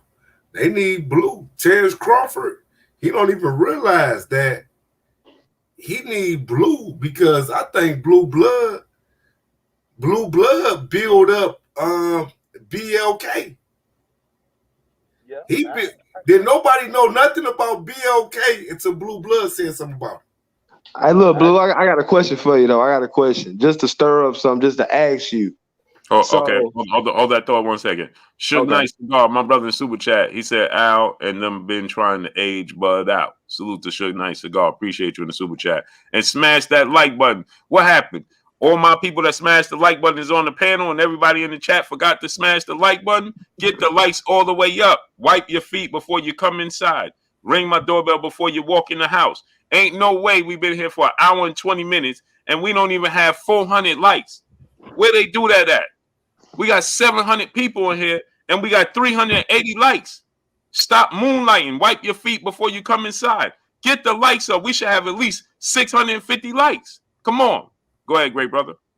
Okay, so in a way, I ain't saying he's doing the same thing, but in a way, do you feel that Spence might feel that this is kind of Keith Thurman-ish, what Crawford been doing to him on the low, because that's kind of the same reason why he boxed him out and didn't really fight him anyway up until about this point. So, I mean, Errol is pretty consistent in how he moved, and he said he liked that for real. So do you think that in him at all, he kind of feel that this might be a little Keith Thurman-ish, how Crawford moving, and he just might feel a bit like that? No. And see, and I'm glad you said that, right? Because if Errol thought that Terrence Crawford was avoiding him and ducking him, he would treat him like he treat Keith Thurman. He don't treat him like he treat Keith Thurman. I disagree, Blue, because now it's a different story. Because now he got, you know, this is for undisputed, so he don't want to jump the gun and treat him like that, and then for sure don't get the fight. He just trying to play it cool so he can get the fight. That's a possibility, but I think Errol has a lot more respect for Terrence Crawford as a person and as a fighter than he does Keith Thurman. I don't think he have the when it comes to Keith Thurman, you see he really legit don't like Keith Thurman. He tells you, and I don't like this dude, man. This dude is a fake, he's a phony. You know what I'm saying? He tell you that flat out, right out the gate. He don't want Keith Thurman as a tune-up. He don't want Keith Thurman as a fight in between. He don't want nothing to do with Keith Thurman. How T.I. say it on ATL, I don't want to skate with you. I don't want to chill with you. I don't want to kick you with you. I don't want to do nothing with you. You know what I'm saying? He don't want nothing to do with Keith Thurman. Absolutely nothing. When PBC put up that poll, he went right on there. PBC needs to take the L out of lover. You know what I'm saying? He have no interest. He don't like Keith Thurman. You know what I'm saying? And he don't feel the same way about Terrence Crawford. Hence the reason why he's, and again, like you said, great brother, it could be a lot part due to he know Terrence Crawford got that piece to the puzzle. But you know, another thing is Terrence Crawford represents something that Keith Thurman never did. Terrence Crawford represents pound for pound best fighter in the world. You understand what I'm saying? Keith Thurman never represent that. At one point in time, Keith Thurman was looked at as the next welterweight to take over the division. At one point, he might have been considered the best welterweight in the world. But Terrence Crawford, he knows this is a legacy fight for me. I beat Terrence Crawford. He beat Keith Thurman. Don't get me wrong. If he would have beat Keith Thurman back in 2018, 2017, right, it would have been a big victory for him, but not a legacy fight like Terrence Crawford represents for him. You know what I'm saying? Terrence Crawford represents a legacy fight for him. He knows the greatness. He knows Terrence Crawford is a first ballot Hall of Famer. And he, you know, not only that, but like you said, he got that belt too. You know what I'm saying? So he got something I want. So let me be a part of it. I'm sure a percentage of that is I gotta get that belt from off his waist. You know what I'm saying? And I think he much rather take it off his waist. You know what I mean? Than somebody else get that belt from Crawford or Crawford vacate it. He want to take it from Crawford. True. You know? That's real. That's So real. so I got something for you. So we're talking about Thurman. That's what I was gonna bring up. But he brought up his name. Since Thurman is the mandatory to Spence, and we all know that Spence doesn't really want to fight him. Spence is talking about returning between April and June. Now we talk about inconsistencies. The consistency between what Bud said about returning April through June and Spence saying returning around that time frame. Do you know if Spence is going to go forward and fight Thurman, or with that April and June time frame where Spence is talking about fighting and Crawford's talking about fighting, it looks like it's going more the direction of Crawford, or you have no idea? I'm gonna tell you, I think it's going. Hold on, I think it's going to be Crawford because I think Crawford. But the thing about it is, Crawford ain't gonna like it because now you're talking about a 90-20. No, Because now you're ready. Yeah, because now you're ready. Hold on. You can't disrespect that man. No 90-20. So do I think hold on, AD. So do I think that if he's gonna fight, all signs point to Keith Thurman because I just can't see the WBC allowing him to fight nobody else. They put themselves in position, and on top of that, remember this now. The PBC their lead promotional company is Tom Brown, TGB, right? They petitioned the WBA, the IBF, right, to allow Keith Thurman to fight Errol Spence, right? And they said on behalf of Errol Spence, right? On behalf of Errol Spence, we are asking for a pardon to allow Errol Spence to fight Keith Thurman. The WBC is not going to suddenly turn around and say, yeah, well, Errol, you could go ahead and fight X, Y, and Z. No, Boots represents a high risk, low reward, right? And we know Stanionis is going to fight Virgil Ortiz. So it's going to have to be Terrence Crawford or Keith Thurman. And Errol Spence said it don't look like it's going to be Terrence Crawford next. No, I'm going to tell you, Blue. Hold on. I'm going to tell you who's going to be next. But the thing about it is, if you don't represent your boy, it won't be. It's going to be Crawford because Errol Spence will pull up out of the Keith Thurman fight, and like Crawford, Derek James said, today's price is not yesterday's price. So, well, then that tell me you don't want to fight. No. They still got to. The thing about it is, Terrence Crawford still got to pay taxes. So Terrence Crawford, even if he got $10 million, he still got to pay taxes on that $10 million. Listen, let me tell you. Let me explain something to you, right? Floyd Mayweather offered Manny Pacquiao $50 million to fight first. Guess what? Manny Pacquiao got brutally knocked out, cold. Mm-hmm. By the time they fought, that price went up to $100 million. Right? It ain't no Terrence Crawford, Errol Spence fight only got bigger, people. It got bigger. It got whether good, bad, and indifferent. Well, the thing about it is Blue. It's Blue. Who's going to pay for Terrence Crawford's side? So you're telling me the PBC got to pay Errol Spence and Terrence Crawford? I mean, that's what they got to do anyway. That's boxing. They the promoters. No, they the promoter for Errol Spence. They the promoter for both fighters. Terrence Crawford don't got no promoter company. He got BLK. Y'all still in the comments. He ain't signed to BLK Prime. Well, that's what he needs to sign to. Yeah, but then that means that the PBC will have to do business with us, and more than likely they ain't gonna want to share it. Why not? But Blue, that's what you should be pushing for, Blue. Yeah, but see, when we push for that, then guess what? Fights don't happen. Yep. And then people say, BLK Prime and Blue Blood stop Terrence Crawford and Errol Spence. No, Cause listen, Blue Blood, you bigger than what you think you are, man. No, but what I'm saying to you is this, right? Is you see how DAZN and Eddie Hearn tried to make the fight with Golden Boy and DAZN tried to make the fight with Jamal Charlo and what's his name? Jaime Munguia, right?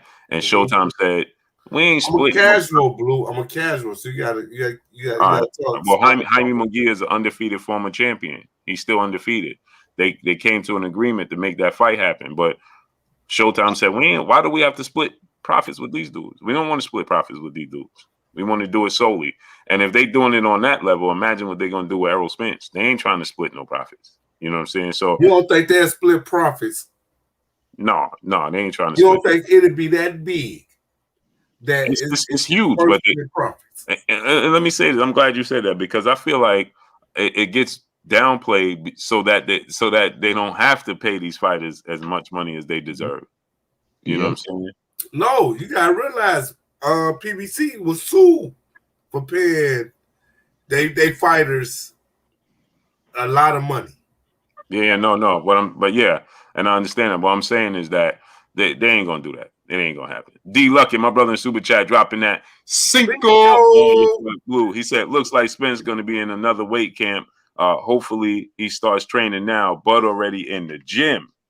Salute to my brother D Luck. I appreciate you, King. Molly in the Super Chat, dropping that Cinco on your boy Blue. He said, who on PBC besides Wilder making more money than Crawford? This dude talking about bad business. Hold on. Oh my God, Blue. See what I'm saying, Blue? Your whole channel has become infested. Hey, you got to tell him you're a casual, great brother. Hey, look, I'm a casual. Blue has become infested. Hey, tell him, bro. I'm a casual on here, bro. Take it easy on me. Hey, tell him take it easy on me. I'm a casual. Take it easy on me. I'm a casual. You know what I'm saying? Y'all in the infested, Blue. Hey, this is the Bernie the Boxer virus. You know hey, listen, that's what happens over here, man. We deal with facts over feelings. So when you start talking casual, Blue. Listen, Blue, when you start, hold on. When you start talking casual boxing talk, man, the people don't like it, man. Yeah, but Blue, you gotta realize. Blue, you gotta realize. Hey, listen, when you come over here and start talking casually, people be like, "Oh man, no, they can't digest it." You know what I'm saying? I know they can't. Hold on, who's my man talking right here? Hold on. Too Savage, brother, in the Super Chat. He said, "Let's let other people talk." AD, damn man. Hey, D Luck, and I don't know what you was talking about, bro, but Spence ain't looking at me. They ain't giving AD. Go ahead, Blue. He look healthy, but he ain't look. Hey, Blue, you got another. Hey, Blue, you got another Super Chat, Blue. Yeah. Hey, Big Dose, they giving AD that work in the chat, boy. You on that yak, man, ain't you? AD got the hen doggy dog over there, baby. Not that watered down stuff they serve at the strip club. Oh my God, y'all silly boy. Come on, man. Hey, Blue, go ahead and get that Super Chat. Tip Bayless, brother in the Super Chat, dropping that half a dub on your boy Blue. Hey man, you throwing off the dub, man. AD out here. Hey, bro, you know what I'm saying? AD out here throwing Cincos on dubs. You know what I mean? No, Blue, let's do it over again, Blue. No, what you mean? Let's do it over, man. Talking about let's do it over again, champ. Hey, Hood Champ, he talking about let's do it over again. What you mean? Let's do it over again. That's the 90-20. The water bottle. Yeah. Hold on. Tip Bell is dropping that half a dub on your boy. You said Thurman not the legacy fight, but that's the dude Errol was supposedly aiming for up until he lost the pack fight since 2015. Bud don't solidify anything because like Errol, he is fighting leftovers too. Yeah, Terrence Crawford was aiming for Keith Thurman at one point as well. Yeah, he did say he said, listen, Errol ain't the man to beat at welterweight. That's Keith Thurman. Jonathan Rucker, brother in the Super Chat, dropping that half a duck on your boy Blue. He said, how was Bud a duck? Said he didn't have a belt. Said two sides of the streets. Yet other fighters were made. Yet other fights were made. Said only fighting if it's 70-30. Errol said he is too small. Last 7 ops in the welterweight KO. Wake up, people. Salute to my brother Jonathan Rucker dropping that half a good on your boy Blue. Molly, brother in the super chat, he said, "Get him out of here, Blue." Hey, AD, they call us the bucket, bro. Hey, tell him, man. Tell him join the chat. Hey, he said, they said give AD the bucket. Be lucky, my brother in the super chat. He said this man AD said 90-20. What? There ain't no 90-20. Hey, Blue. Tell him join the chat, man. Hey, Blue. Hey, Got a question? hey, bro. Yo, you hold on. You said 90-20? I ain't even catch that. Yeah, I said 90-20. He said 90-20. 90-20. Yep. And you know what? What? Hey, Tony T, my brother in the super chat, dropping that Cinco on Boy, your you boy. tweaking on here, AD. AD's edibles for AD's ad libs. Hey, see, you might want to keep me on your station. Hey, I got something for you. God damn, Blue Blood AD Sports. Hold on, champ. Hope now, my brother in the super chat, dropping that Cinco on your boy Blue. He said Blue Blood and AD Sports TV. Yeah, AD done made himself a staple over here. Yeah. Go ahead, champion. So just sitting back watching how the landscape is moving right now with the welterweights, you see you got Ortiz and Stan Eunice about to fight. To me, that should take Ortiz over to the more being a mandatory. They're fighting for the WBA regular title, right? So then you got at the number 2 in the WBA is Boots. Now to me, that should bubble him up to the number 1. Right? We know that doesn't necessarily make him the mandatory because he's the number 1. But the way I see it now, who knows what's going to happen? But I would see Boots becoming the mandatory to Crawford, and then depending on how the dust settles with Stanley Eunice and Virgil Ortiz, they'd be the mandatory to Spence. But what do you know? What do you think is going to happen going into next year? But that's how I see it's going to be when the dust settles. And plus, when you look at the timelines, Terrence Crawford, he's not doing anything right now. And with Boots in his fighting in January, it could line up those stars as far as Boots and Crawford actually fighting before June of next year instead of Spence. And then with Spence, we all know him having the accident. I'm sure he just has to recover and get better. But I can see after Stan Eunice and Ortiz, because they're going to need time to heal, because they're going to damn near kill each other. And by the time they get better, that could line up more around what Spence is looking to return. So for me, just my crystal ball, I see the winner of Stan Eunice and Ortiz fighting Spence, and then Boots Ennis, hopefully getting put in that number 1 position, becoming the mandatory to Crawford. Yeah, I don't think he's gonna fight that fight, man. He's just so inconsistent, bro. It's just to the point you never know how Spence thinking right now. He probably thinking this boy finna fool me again, and I'm gonna be waiting a whole nother year to fight. A whole nother year. I don't know, man. I don't know. First, I want to say Spence will fight anybody. Nah, I feel like Spence will fight anybody. I just don't feel like that he don't think Bud is serious about the fight. I just feel like he's been so wishy-washy with all his statements, interviews, press, or whatever he be doing, that Spence probably got a second, you got a second guess now. Dang, should I take the Mr. Keith Thurman fight and try to negotiate with Bud, who probably be like, hey, man. Who run off? Because look. Run off with the bag. Answer me this question right quick, Blue. What's up with that Ali Act? Don't they give the fighters a right to see the books anyway? Yeah. It's supposed to, man. But this is the sport of boxing. It's the Wild Wild West, man. No, he wasn't looking for no Ali Act. He was looking for.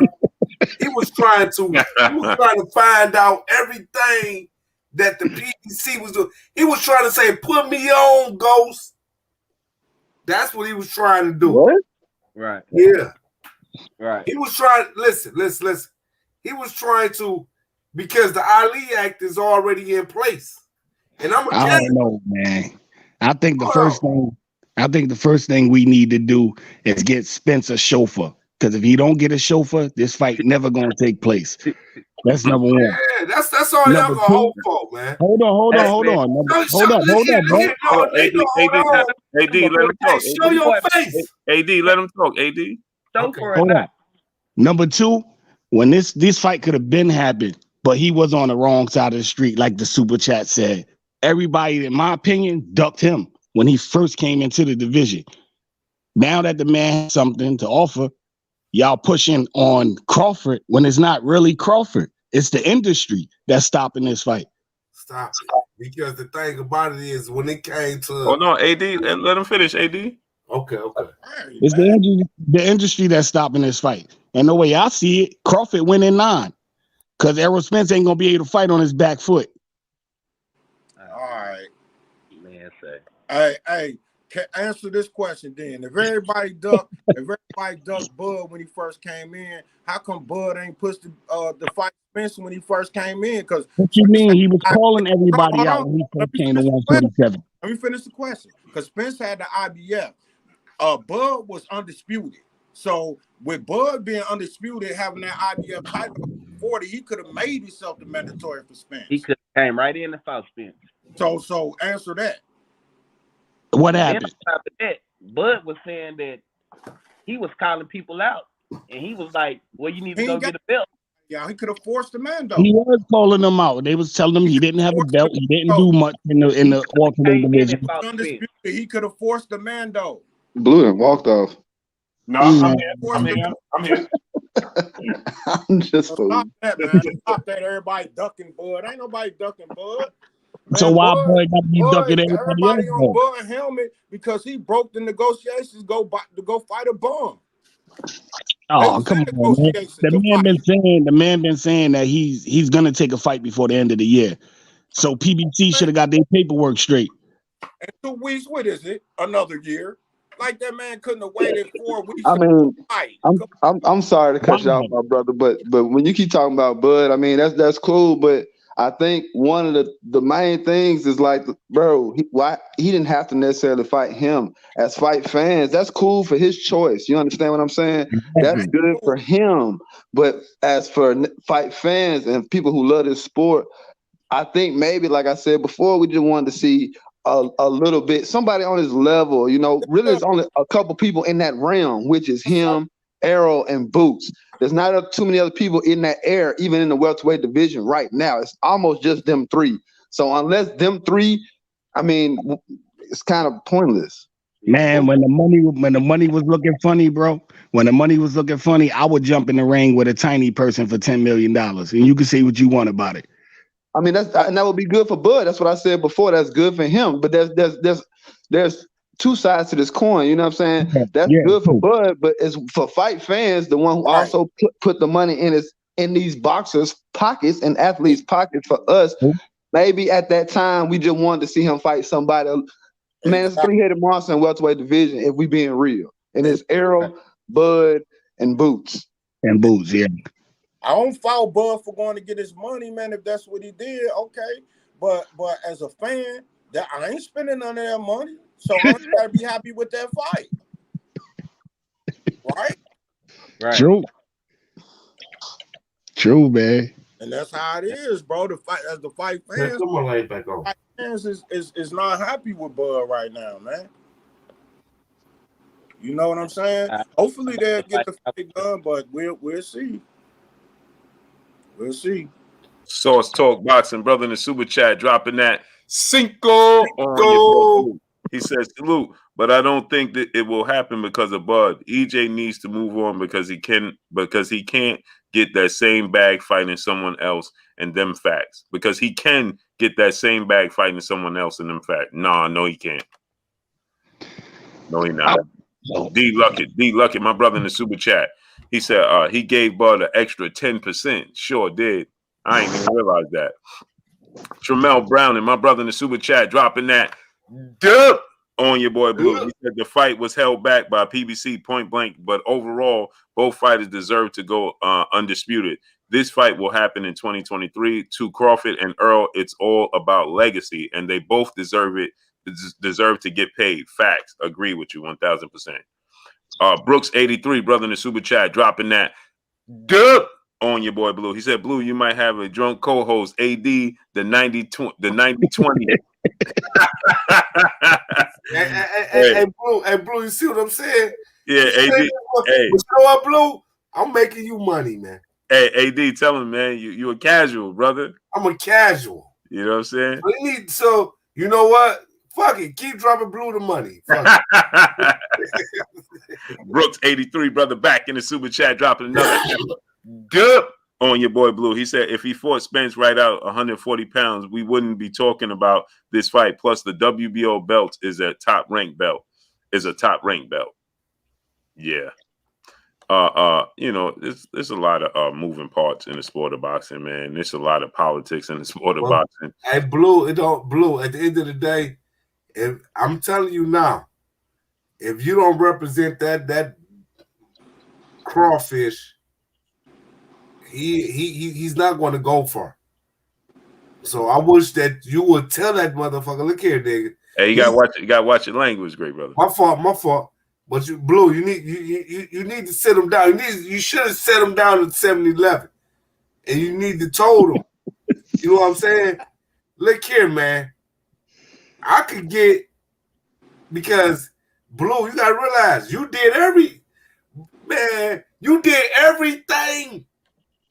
So I hope that you is at least 1 billion up, because you did everything. Huh?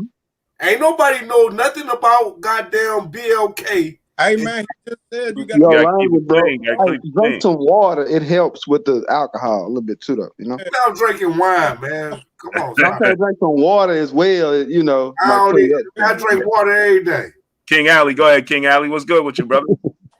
What's going on, family, man? I'm just happy to be a part of the panel, man. You know, been a long time supporter, man. I love everything you're doing for the sport.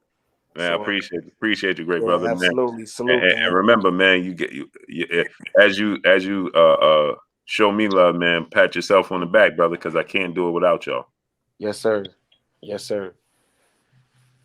Hey, you got my support, G. Watching from the chat, man. Love you, great brother. Oh, you out, Big Dose? Yeah. All right, blessings, King. Appreciate you. All right, Big Dose. Whose side was you on, Big Dose? Yeah. Whose side was you on? Yep. Go ahead, King Alley. King Alley, go ahead, great brother. Yes, sir. Yeah, right now I'm just here, just listening in. You know, I'll chime in whenever I feel like I got something I want to make a comment on. But I'm just here to learn first and foremost. Blue, do you think the fight happen and Bud don't get proper representation? hey, y'all want me to represent Bud at the table, man? Yeah, you got to. Need help negotiating the fight because just he try and say no. Don't do it, bro. I'm gonna tell you why, man. Because you already been blamed already for messing the fight up. No. Hey, see you said. I'm still fighting in other chats. Like I be on the wall. I'm telling you, like, yo, y'all gonna stop talking about blue blood, bro, for real. No. I banned off of non already. Only two I'm with is Blue and Champ side. Those are the only two I'm subscribed to. That's terrible. Hey, you terrible. Hey, terrible. He telling you they ain't letting I don't want to hear that fake news, bro. Ain't no fake news. That's real news. Nah, you can't blame one man for holding up the fight. AD, man. He talking about the other platforms. I know he is, but he talking about platforms I fuck with. Hey, bro, you gotta keep it clean, AD, man. He talking about platforms I fuck with. But Blue, the thing about it is, hold on. At the end of the day, Blue, you made BLK. BLK didn't make their goddamn self. AD. You probably the one I'll be arguing with down there for used to be arguing with today. You master. I put the link in the chat. Click on the link, you master. I don't I'm gonna go on Mighty Brown. I'm gonna go on people like that. I don't go because boy, that's too early in the morning for me. I be at work. So I gotta listen to him, man, when I'm at work. So I'll listen to. Hey, I'll be at work too, man. They already know when I get that ding from Blue Blood Sports TV, I'm opening up my phone and I'm kicking back. They already know that. No, a lot of y'all, a lot of y'all, because the thing about it is, you want no Blue Blood Sports.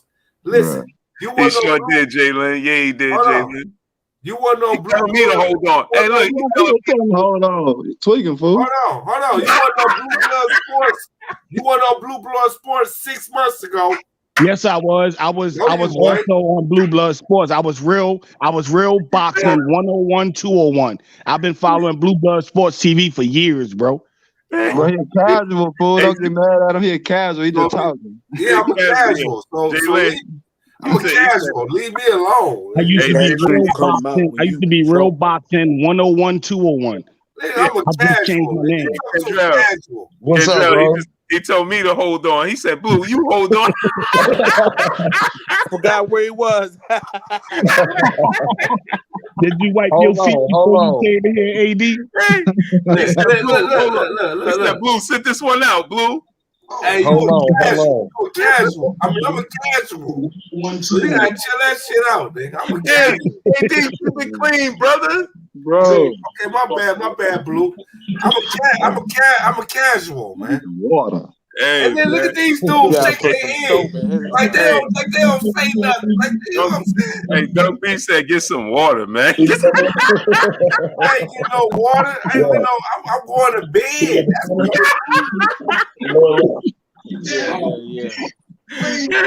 That's what I'm gonna do.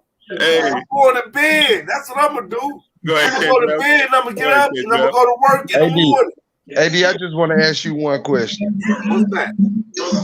After this show end, after this live end, and you happen to just go to the store tomorrow to a 7-Eleven, Walmart, Cash, wherever you go. I'm not going to that. No, wherever you go. You go to any store tomorrow and you run into Bud Crawford. And then what? 90-20. And then what? You break up 90-20. Let me tell you something. I'm gonna tell you what. You going to talk about 90-20 to Bud Crawford. Okay, hold on. Listen to this, homeboy. Because you asked me a simple Simon question. So you said if I go to the store and I run into Bud Crawford tomorrow, if Bud ever in his motherfucking life, bro, AD, man, come on, bro. Hold on. Okay, my fault, Blue. If Blood, listen, let me tell you something. What? If Bud, let me tell you something. I'm a peaceful dude. So the first thing I would think about is this Bud Crawford. Hey, AD, you gonna be second guessing? I ain't gonna second guess. You know what I'm saying, dog? I didn't miss shot. I didn't been stabbed. I can show y'all shot, stab wounds. Hey, bro, where are you going, bro? We talking about boxing. These athletes, man. What you talking about, bro? Yeah. I don't think you'll be ready for nothing when it comes to boxing. This is like asking me if a football player. Think this ain't Vlad TV. You just told me he ain't chucking the deuces with Bud. You kidding me? This ain't Vlad AD. If I saw Bud tomorrow, this ain't Vlad. I wouldn't pay Bud no attention. But if Bud so happen to swing on me, guess what I'm gonna do? I'm gonna play like this. I don't know what I do. I might, you know what I'm saying? Because shit, we all hood. Oh, AD, keep it clean, bro. I'm gonna mute you. No, Blue, I'm keeping it clean. I'm just saying if Bud swing on me, I might just keep it hood. You ain't gonna see it. And you know what? Guess what? If he knocking me out, if people at the gas station, they got it on camera, and they say that was Bud Crawford, guess what I'm gonna do? You're gonna make go some get money a lawyer. I'm gonna go get a lawyer. You know what I'm saying? What else am I supposed to do? Oh my God. When you keep it hood, you can't go get a lawyer, bro. Let me get the super chat. Yeah, I'm not supposed to get one. Hey, no, you say you keeping it hood. You can't go get no lawyer. Man, you out your mind. I'm gonna get a lawyer so quick. Don't get him started. What you talking about? Hey. Go ahead, Blue. Clout Boy Reed, brother in the Super J, said AD out here loose and goose. Don't get him started. Yeah, AD, man. That's what's up, man. Blue. I'm gonna get you rich out of the super chat. Hey, man. Glue Man Live, brother in the Super Chat, dropping that half a dip on your boy Blue. He said, OMG, I'm getting ready to mute AD, bro. Your new co-host can't keep it clean. What are we doing? Okay, like I said, I'm gonna get you rich. You gonna get Blue blocked. You need to get some water. You tweaking out here. Hey, I know it's a special night. We got April Lynch blessing us with her beauty in here. She said, Blue, what in the Toucan Sam is going on here? Where's she at? Hey, Blue, where's she at? She right there in the chat. She in the chat. You can't put her up on the big screen. She gotta click on the link.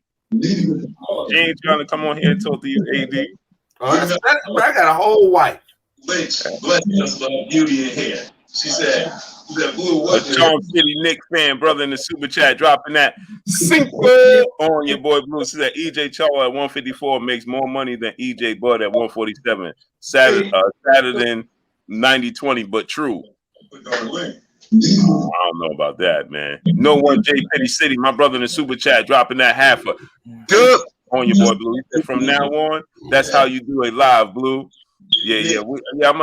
I've been trying to include the people, man. Now, man. Listen, man. This is what it is right here, bro. I enjoy this, man. We done got a new family member, Blue. Yeah, AD. this made my night. AD. Hey, AD, turn me down in the background. Hey, let me tell you something.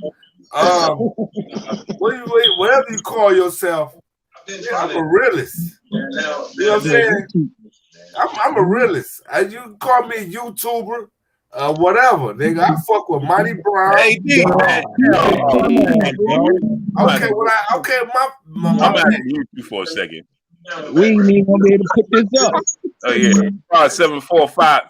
How you get timed out in the line, bro? You tweaking. Can you hear me, Blue? D ointment tripping.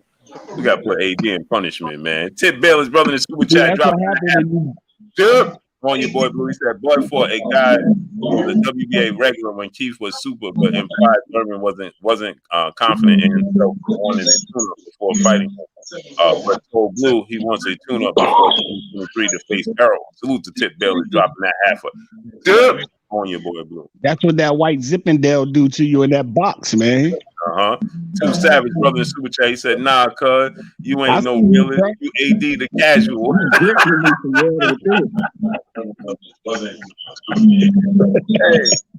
Hey, man.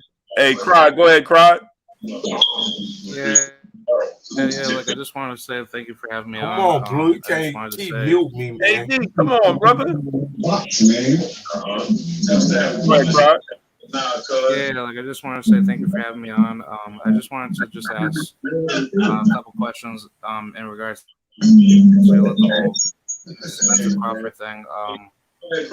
If this fight does not happen without the new renegotiations, should it be fair for Spence to move up to 54 and just fight Charlo for undisputed if it's possible?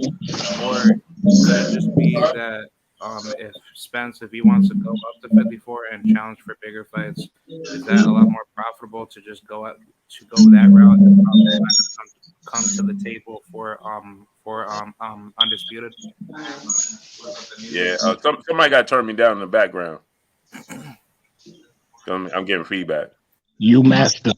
He read off a sheet of paper, didn't he? It ain't me, man. It's one of these old wicked ass niggas. Yeah, man, come on, man. Hey, bro. Yeah, no, I do. If he can't negotiate and can't get the deal done right now with Terrence Crawford, yeah, go to 54. What you waiting for? You know what I mean? Especially if Crawford not gonna vacate the belt. You know what I mean? There's no point in fighting Boots there because you're gonna see Boots at 54 anyway. You know what I'm saying? Now, if that's just if I'm Errol Spence as a fan, you want to see fight Boots if you can't get Errol Spence. I mean Terrence Crawford. You know what I mean? But if And you, if I'm Errol Spence, I wouldn't move up unless I'm fighting for a belt. I wouldn't move up and fight Fundora. I definitely won't move up and fight Lubin or nobody like that. If I move up, I'm fighting for a belt. So that only makes sense. and look, the mandate. Hopefully, the WBC mandate it. You know what I mean, and force the fight. But you know, the IBF might force the fight. WBA, we know, is shaky. You know what I mean? Oh shit! WBA is shaky, man. They shaky, man. I think it's Ken Darrell. What is that? They got two names. AD. That was Well, you master. Go ahead, great brother. You master, you there, great brother? You can hear me, Blue? Yeah, I can hear you. Peace. Bless us, King. What I wanted to say is this, right? Now, this fight definitely needs to happen, right? But the sport of boxing is not allowing it, right? Because I know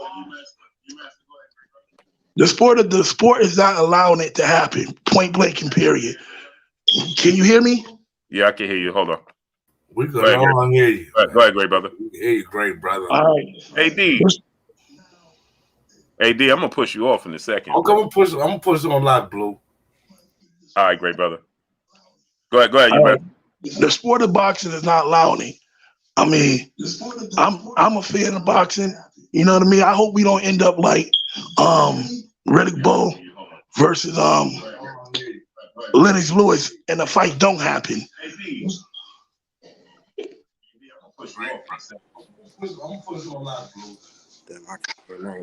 Oh, there we go. I can keep going.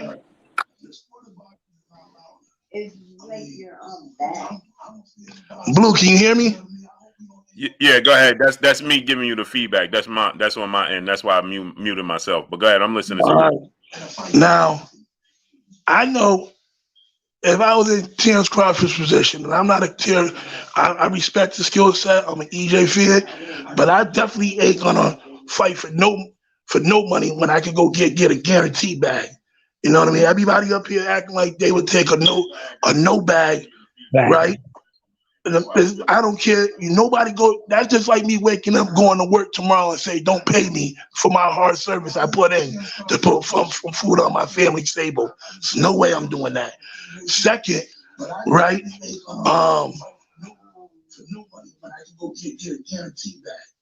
know what I mean? Everybody up here acting like they would take the politics in boxing, right? They got plenty of money on all these organizations, these promoters. You messed.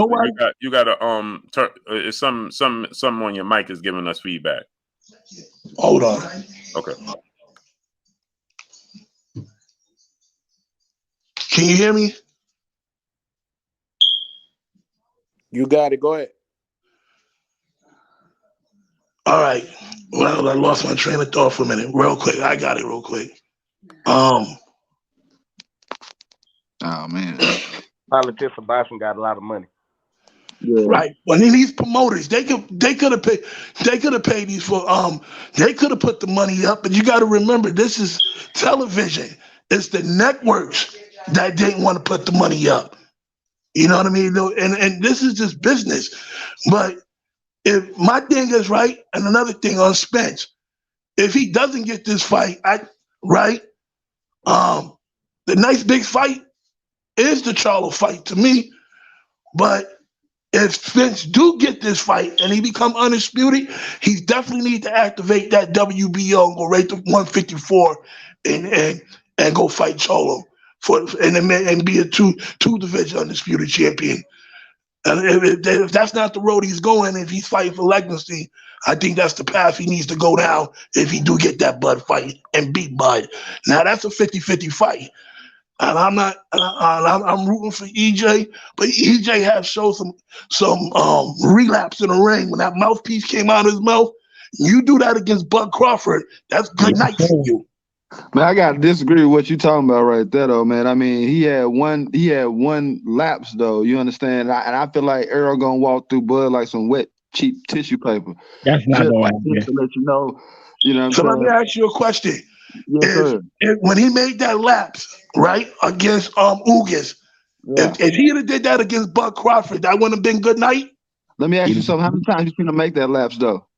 It doesn't matter. I'm asking you. I'm rooting for EJ, but he has shown that like he does make those types of laps in That was fights one at lap. times. That was one lapse one time. Let me ask you something. How many Anybody times can you get seen? caught. Let me ask you something. Hold on. How many times you seen Bud make lapses in the rings? Because if I'm not mistaken, he done got swapped a few good times. If I'm not mistaken, by Mean Machine once too. One if I ain't tripping. So I'll ask you the same question you asked me, good sir. If he make a No, mistake like that against no, Errol, Mr. he Jeepers Creepers, who's coming for all type of bones, what you think gonna happen? Anybody can get no. caught. I agree with you, great brother. I agree on that side. Either one of these fighters make a mistake on one of those lapses, it's adios amigos. I don't know, And man. I I just ain't seen hope Earl. Earl. I ain't I seen just Earl hope here throwing this Earl. or nothing. I just hope Earl coming If there. we comparing that, if we compare apples to apples, Well, since we I talking just about the hope Earl sport, comes in that fight if he gets the touch the fight. ground. I ain't seen his glove touch the And ground, anything like that. If we talking apples to apples, and I'm just being honest here, I ain't making up nothing. You can watch the fight. no, I just Plus, hope Earl he said comes he in got there and do what he Earl has needs to do never if he fought a gets this fighter fight. like Spence. I mean, plus when Errol has never fought a fighter like Crawford, and Crawford has never fought a fighter like Spence. So it's gonna make a good fight. Period. It's gonna be who can withstand the test. That's it. Yeah, That's how I see it.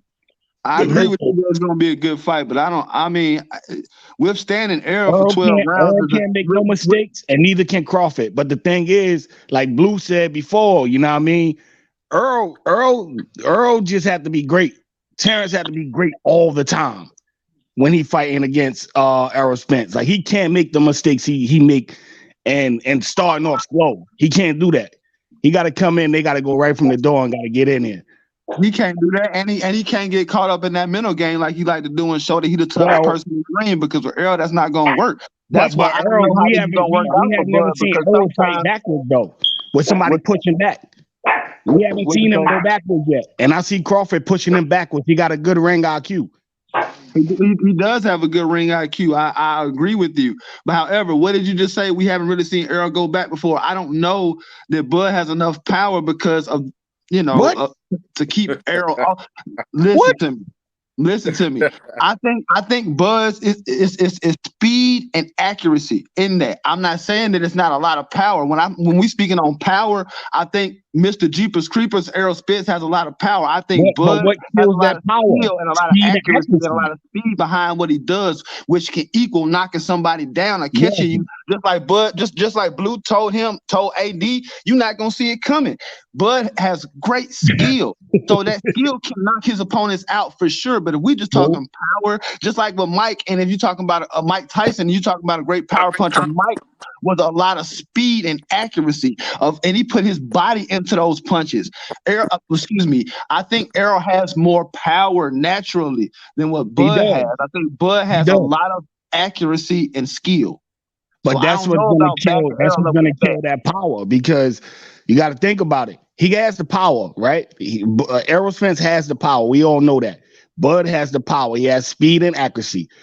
That's gonna be the turning point of that fight. I'm telling you, that's gonna be the turning point of that fight. EJ might get clipped with something, and we have never seen him get clipped with anything, and Bud gonna finish him. I'm giving it 9.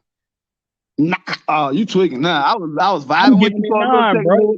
You said 9. You I'm giving 9? it 9, man. Stop it. bro, we seen Earl take a hit from Ugas when he wasn't even paying attention. Wide open hit, just boom. Thought the ref said stop. And if that was And the Bud, he boy would just be kept done. fighting. And he kept fighting. He didn't show no stumble, no nothing. He bounced off What that you rope mean and he ain't kept fighting. stumbled? He damn near fell through the ropes. I mean, Sean Porter called him a clean. Man. I mean, I think Errol can take a punch, bro. I don't know. Earl done showed his chin for sure. He done took some hits. I mean, Crawford showed his chin too. He got hit by Gamboa, the real Gamboa. Man, come on, look. Let's put being a fan of either fighter aside, and let's just be real.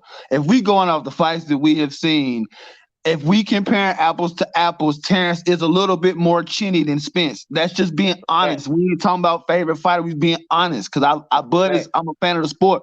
Bud is skilled, but I've seen Bud get clipped and it affect him a little bit more than I've seen Errol get clipped and it affect him. You see what I'm saying? I mean, Errol is naturally the bigger fighter, though. You know what I mean? He walks around bigger outside the ring. So he's the bigger fighter over both of them. Yeah, I don't argue with that. Yeah, I think So we he's need to gonna be keep in able to take mind that more of a let me punch. get let me get these super chats real quick. Tremel Brown and brother in the super chat dropping that Cinco on your boy Blue. He said, I'm pretty sure if Spence moves up to 154, Crawford can still utilize the WBO and challenge whoever he has the belt. Can't get out of the easy fact. Can't get out of that easy facts. Yeah, that's a fact. If Errol Spence moves up and becomes a champion, Terrence Crawford, he got the WBO, he's gonna make himself the mandatory anyway. So Matthew Thomas, brother in the super chat, dropping that half a dip on your boy Blue. He said, Blue, can please explain to the chat how back end money works? They are feeling that back end money is no money. Let them know the back end money is really money. The back end money is huge money. The back end money is huge. It represents a massive chunk of your purse. That's why a lot of the PBC fighters take small guaranteed purses. You know what I mean? They take Errol against Ugas took 1.5. Ugas took 1 million. Tank took 1 million, and Rolly took 500,000. You know what I mean? And they bank on. The problem with that is with me is that you solely banking on the fans, and the piracy in the sport of boxing is rising every single day. It's rising every single day. But when you have a major draw, you know, like Tank or even Terrence in Omaha, he sold the gate. He sold the gate out. You know what I mean? Tank sold his gate out. Errol sells his gate out. You know what I mean? So you're gonna get the gate. You're gonna get the, you know, the concession stands and, you know, merchandise and things of that nature. So it's gonna equal up to big money on the back end. The problem is, it's a gamble. You know what I mean? Guaranteed money is guaranteed money. If I say, hey, bro, here go 3.5. Here's your spade up. Here go 3.5. You got 3.5. You know what I'm saying? But I could tell you, hey, spade up, right? On the back end, we might get 15 million, and then we only do 9 million. You know what I'm saying? Or we might do 20 million, but is we don't know what it's going to do. You know what I mean? We banking on that back end money going to be big. The fans going to want to support it. Hence the reason why I said that they don't respect Terrence Crawford and they don't respect Errol Spence, because you solely saying, hey, go back end money. You know what I'm saying? What about guaranteed money? If you believe that this fight is as big as it is, then you should be able to guarantee us some money up front. You know what I'm saying? They guaranteed Caleb Plant $10 million, man. That dude ain't never fought, and salute to Caleb Plant. I love Caleb Plant. The fact remains is he fought Jose Uzcategui. That was the biggest fight in his career going into the fight with Canelo Alvarez. And they gave him guaranteed $10 million. They guaranteed Canelo $50 million, $45 million, whatever it was. But we can't even find $10 million to split for Errol and Terrence. 5 and 5. Yo, here go 5 for you. Here go 5 for you. And this is a big fight. Let's see what it do on the back end. We can't even find that. Promoters being greedy, man. Yeah. Hold on, let me get these super chats out of the way. Too Savage, brother, in the super chat, dropping that Cinco on your boy Blue. He said that was not the first time Spence spit his mouthpiece out after getting hit. Go watch the Ugas post fight and see what Derrick James said about it. Yeah, Derrick James said he got to get a new size. He did it against Danny Garcia too. In the Danny Garcia fight, he did it too. But Errol said there's something with comfort with it. You know what I'm saying? We know he had to get his whole mouth restructured, so that played a major part. Band up, my brother in the super chat. I want to know their opinion on Lardy clipping EJ. He want to know what y'all think about. That's the time where we know he was seriously hurt. Matthew Thomas, brother in the super chat, dropping that Cinco on your boy Blue. He said it can be a gamble on the biggest fight in boxing, so it's going to be enormous. It's still a gamble. It's still a gamble. No matter how we look at it, it's a gamble. We believe, okay, there's a beautiful woman walking down the street. All of us, how many of us is up here? 6, 7, 8 of us. We see this beautiful woman walking down the street. We all gonna assume the box is good. She looked good. Right? Y'all know I'm telling the truth. We're gonna be like, yeah, that's hitting right there. And it might not be hitting. It's a gamble. You know what I'm saying? It's a gamble. It's the truth. So we could look at this fight. Yeah, it looked good from the outside. You understand what I'm saying? Jalen, I apologize, Jalen. He got lusting the whole time she on medication. Yeah. I look at It's this 1 o'clock in the morning. Like back in the 90s when you had Trinidad and Ike Cortez. I look at this fight at that magnitude, man. It's gonna be a real big fight. Definitely. Jalen, I apologize. Quincy Carter, brother in Super Chat, said, "Blue, thoughts on Sean's performance against Errol? I think he had the performance of his career. Absolutely. I don't think he fought Terrence the same way. He ain't fighting nobody the same way. I seen EJ get pushed there in that fight too, man. Yeah, I mean, but again, like Sean Porter said, Terrence Crawford wants to beat you at his game. Mm-hmm. Errol Spence wants to beat you at your game. So he'll fight your fight to prove a point that he could beat you at your fight. With Terrence Crawford, that's a different level of confidence right there, man. Right. Errol want to beat you at what you do good. You said I can't outbox Mikey. I'm about outbox Mikey. Terrence said, I ain't trying to play that game with you. You're going to come into these waters with me. Spade up. Where you go, great brother? I was just going to get to you. So what y'all think about, let me ask y'all this question. The brother said, what y'all think about the Sean Porter performance? Dunk P, I'm going to start with you, great brother.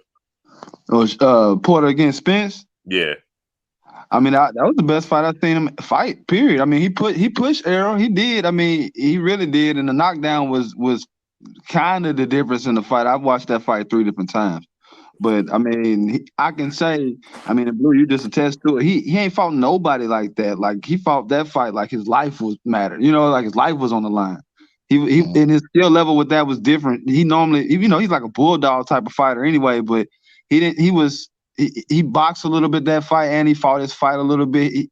That was the best performance I've seen of him. Mm-hmm. Go ahead, Triple Skull. Man, I still hate to watch that fight because I'm an EJ supporter and it was so close, man. I ain't gonna lie, but hey, they just showed the dog in them. That was a real dog fight, man. Like you say, Porter ain't fought nobody like that since. You know, that was a tough fight, man. That had me on the edge of my seat. Mm-hmm. Yeah, me too, man. I watched that in the arena. Hey, listen, you know, I because I owe it to y'all to do my due diligence, so I watched it in the arena, and then I had to go back because I watched it from the floor, and in the fourth round, I'm like, man, because y'all remember I said Sean Porter ain't gonna get ran over like everybody expected to. Remember, I was one of the only people that said that. Mm-hmm. He ain't gonna get run over like people expect. Then about the fourth round, I was like, man, I can't. When you're watching it from the floor so close, you can't really get the full effect. Like when they go to a certain side, I can't see what's going on clearly. So I went upstairs and I was watching it all the way upstairs, man, from the photographer booth, and because I could see the big screen and stuff there. It's like I'm watching it on TV. So I was kind of glancing at both, you know what I mean? And it was that was a spectacular fight, man. Spectacular. But Cry 7-4, what you think about that fight? I thought that fight was probably one of the best fights ever in the welterweight division. I respected both fighters' performance. I actually thought Spence almost got on the verge of being like completely like hurt from Porter's punches, but I think Spence, he just didn't have like a good defensive mechanism in that fight. He was just all offense and very limited defense. But I think he was just trying to prove that he can beat anybody's game without even proving that much to you. So that was Errol Spence's best performance in my books. But I think a more educated defensive version of that fighting style would beat anybody that Spence gets, matched up against. So I think Errol Spence, from that point of view, that just shows how much of a versatile fighter he's built to be.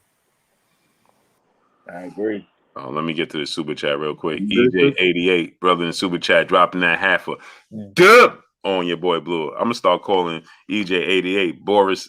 What's that dude name? Boris. Cujo.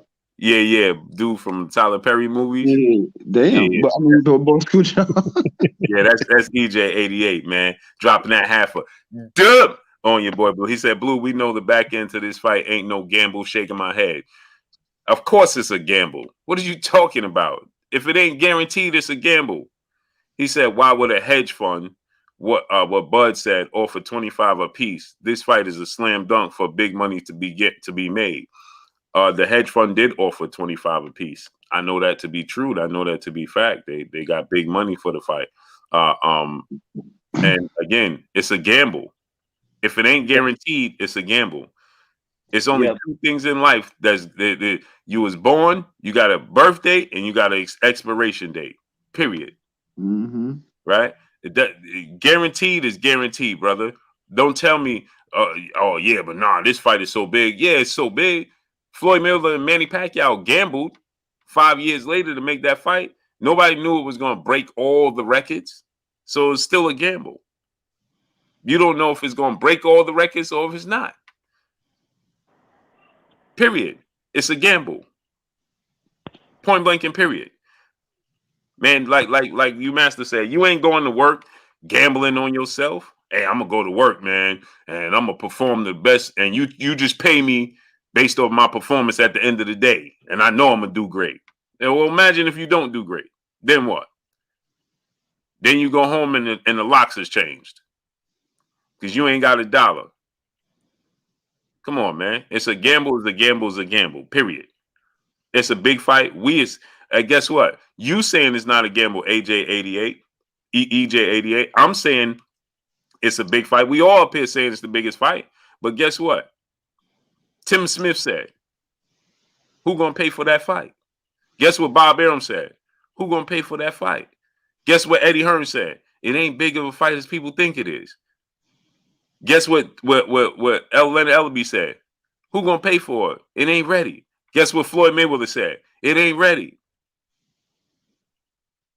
So we sitting there talking about, but we ain't putting up the money. They are. So you go take your $50 million and say, hey, yeah, this is the biggest fight. No, they want to be sure. They want a sure thing. It's unfortunate for us. We think it's a sure thing as the fans because we are the consumers, right? So we like, listen, we gonna pay. But guess what? Wilder Fury first fight, they had 10 million illegal streams. 10 million illegal streams they caught. And the fight didn't do 1 million pay-per-views. So imagine if 2% of that 10 million actually paid for the fight. Yeah, it was a huge fight, right? That 10 million people illegally streamed it. 10 million. So everybody was interested. They just didn't want to pay for it. So everybody watched it. They just didn't pay for it. So everybody going to watch Terrence Crawford and Errol Spence, but are they going to pay for it? See, that's where the difference lies. So you banking, what did Bob Arum just tell you? The piracy in the sport of boxing is out of control. It's out of control. So, Jermaine 419, brother in the super chat, dropping that half a dub on your boy Blue. Bud got his tune-up out the way. Now, hopefully the fans can get this mega fight. Hopefully the negotiations start again soon. Bud real chinny. He been hurt bad several times and dropped unofficially. Salute to my brother Jermaine 419, dropping that half a dub on your boy Blue. You understand what I'm saying, though, people? Like, it's a big fight, but listen, man, a gamble is a gamble, bro.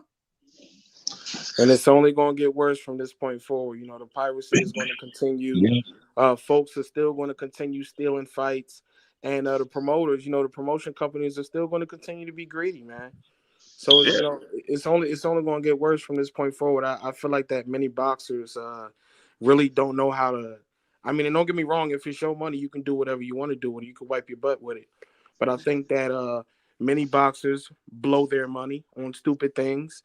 For an example, and that's my dog and everything. But if I'm gonna keep it a thou out with you, I gotta be real. I mean, and look at Adrian Broner for an example.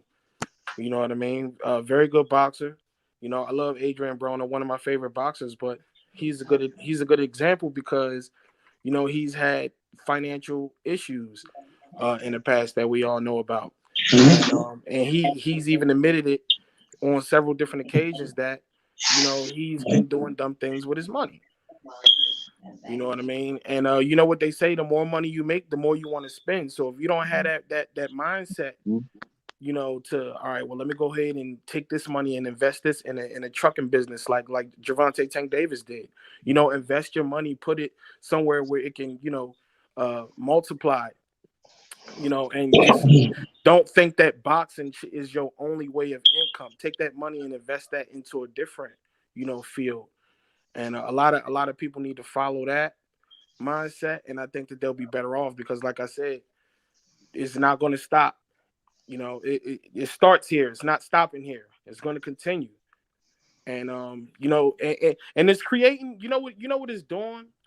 Because at first I had asked Blue Bloods about this a while ago. I'm not sure if he remembered, but I had said, do you think that greed is destroying the sport? Like from these boxers, these boxers back in the day, they didn't used to fight for, 2 million, 5 million. You know what I mean? And it's like now they want millies in order to go out there and perform as they say they're going to perform. You know what I mean? Back then, boxers used to fight for what was the guarantees back then, Blue? Ali versus Frazier. What was the guarantees back then? I think they got a guaranteed purse of like 75,000. You see what I'm saying?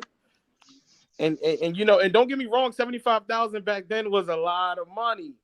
But yeah, I'm gonna Google that. It's just now, and the boxers is greedy because the boxers is not spending their money correctly. They want 3, 4, 5 million. And me, I'm gonna tell you right now. If I know, and don't get me wrong, I know you got to sell a fight, so sometimes you gotta do a little lying, you gotta do a little capping like Rolly do, But if I honestly believe that I can beat this next fighter, and I know it's gonna be a walk in the park, and I'm really I'm like, look, man, I'm doing it. Look, I'm gonna adopt that Gary Russell mindset when he said, man, bring on Terrence Crawford, man, bring on Terrence Crawford, man. I'll fight that boy for free. You know what I mean? He was It's like where's the grit? Where's that urge to want to prove everybody wrong? Like what? You know what I mean? Like where's that thirst to be on top? I mean, you got to feed your family. Yes, I get that. You already a millionaire. You've been investing your money. It's not like, and if you fight frequently enough, you always going to keep money coming in. Hey, I was wrong. Ali got 4.5 and Frazier got 2 million. Ali got what? He got 4.5 million and Frazier got 2 million. Oh, okay. But that was they broke records. Right. Because that was one of the biggest fights back in that era. Blue Blood. Mm-hmm. You remember Bob Aaron's like when we think it's a big fight, right? When they think it ain't a big fight, what he always say? He'll buy himself a couple ringside tickets and see the fight. And he said he'll watch it fail. Hey, and watch this, right? Muhammad Ali over his career earned 60 million total. Wow. Total. That's it. One night. Canelo got that in one night. Floyd doubled it, tripled it, right? And we talking about the lucrative fights. You ain't even talking about like. Yeah, we talking about. Hey, but Blue, let me ask you a question though, Blue, real quick. Because you just mentioned when Canelo was fighting Plant, right at the time. Because I know when you was putting up a lot of videos, Terrence Crawford and Bud was still the biggest fight at that time, right? Absolutely. Why? If do you think at that time you think they was gonna run out of money? They didn't have no money then because they guaranteed 50 million in that fight. Mm-hmm. Well, what happened was it's the network Showtime. Showtime just started going through this issues. They started declining. You know what I mean?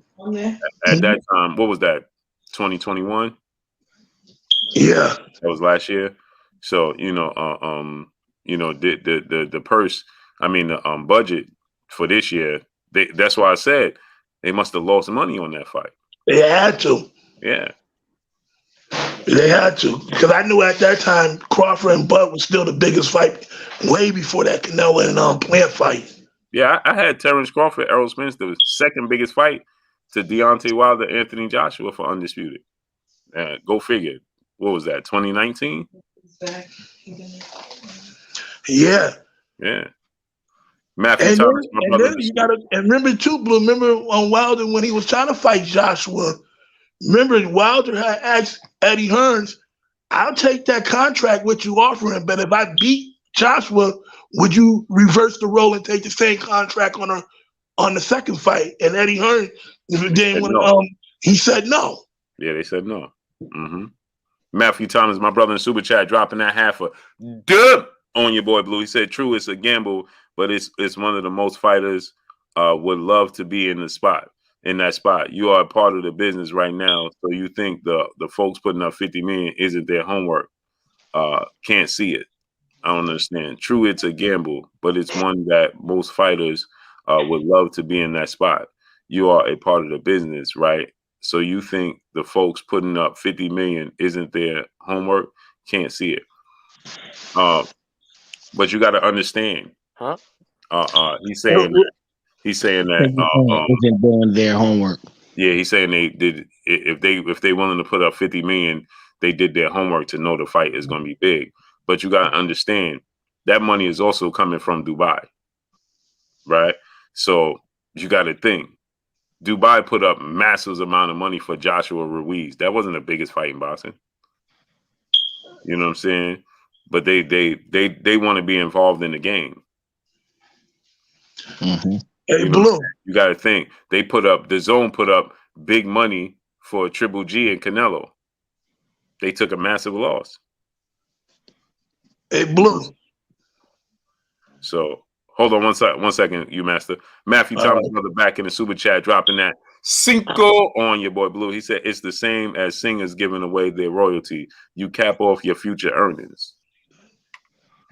Yeah, man, boxing is the wild west, man.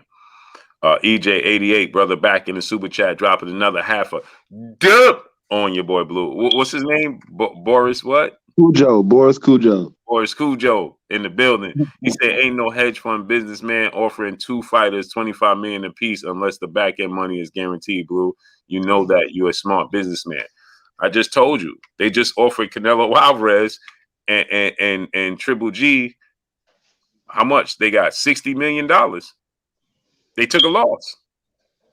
They guaranteed Triple G and Canelo Alvarez total of $60 million, and they took a loss. They ain't get their money. That was a pay-per-view fight. They was banking on the back end. They took a loss. They businessmen, but they took a loss.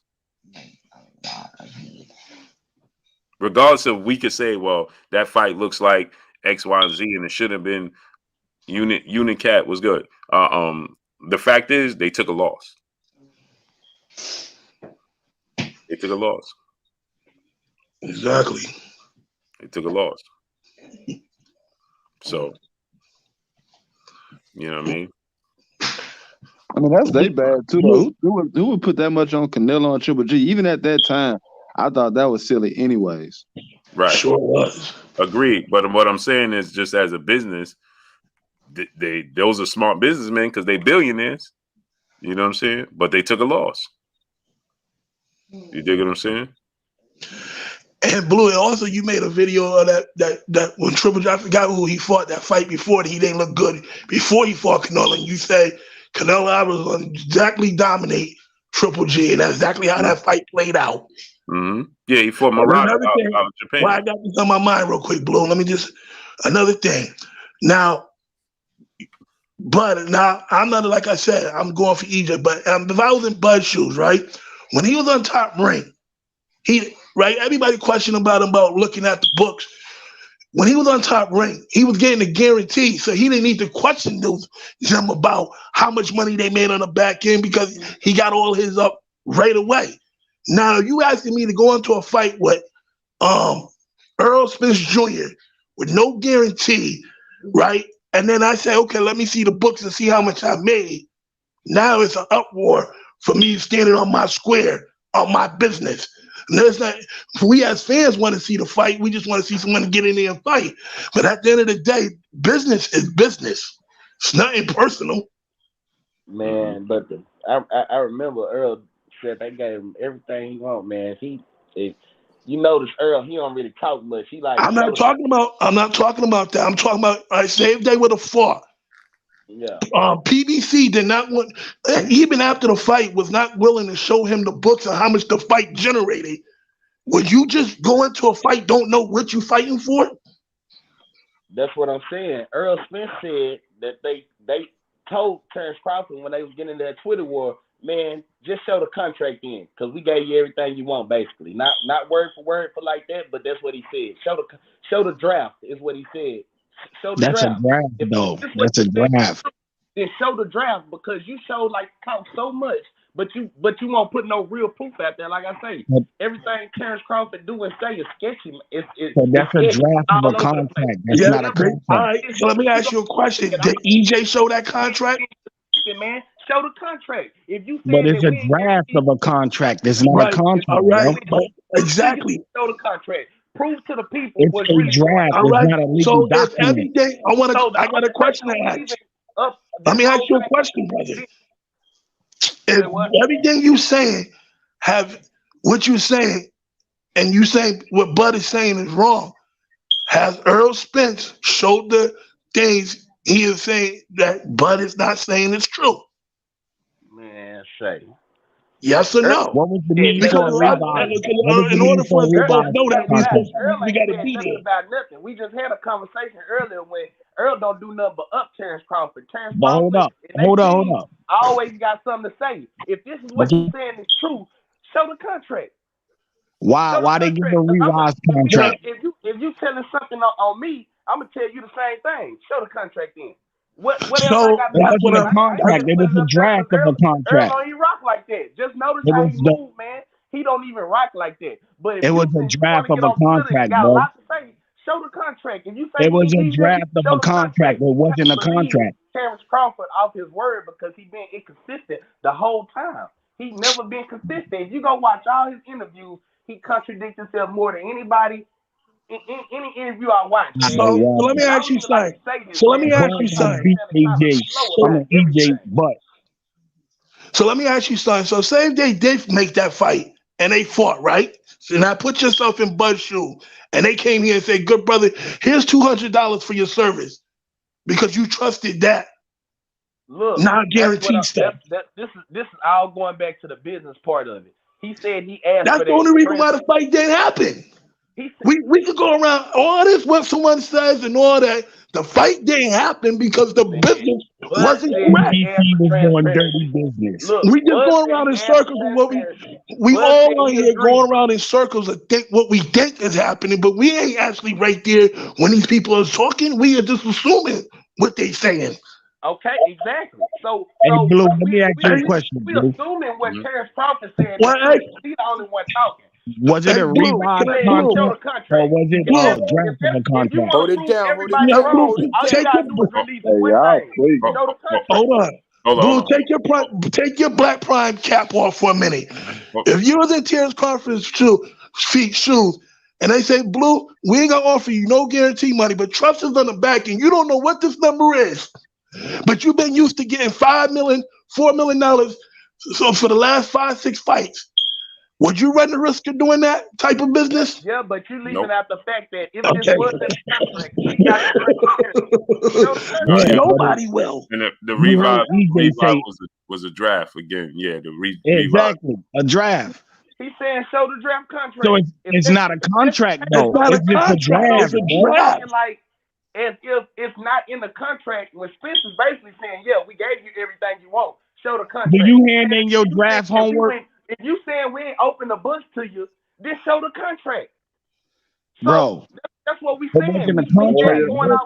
You know what Terrence Crawford possibly said, but hey, we don't know what he say because everything he say is sketchy. Ain't no consistency. But let It me wasn't a say contract, bro. Everything Earl let me, say is consistent. So who you let me gonna believe in the court of law? hold on. Let me say this though, right?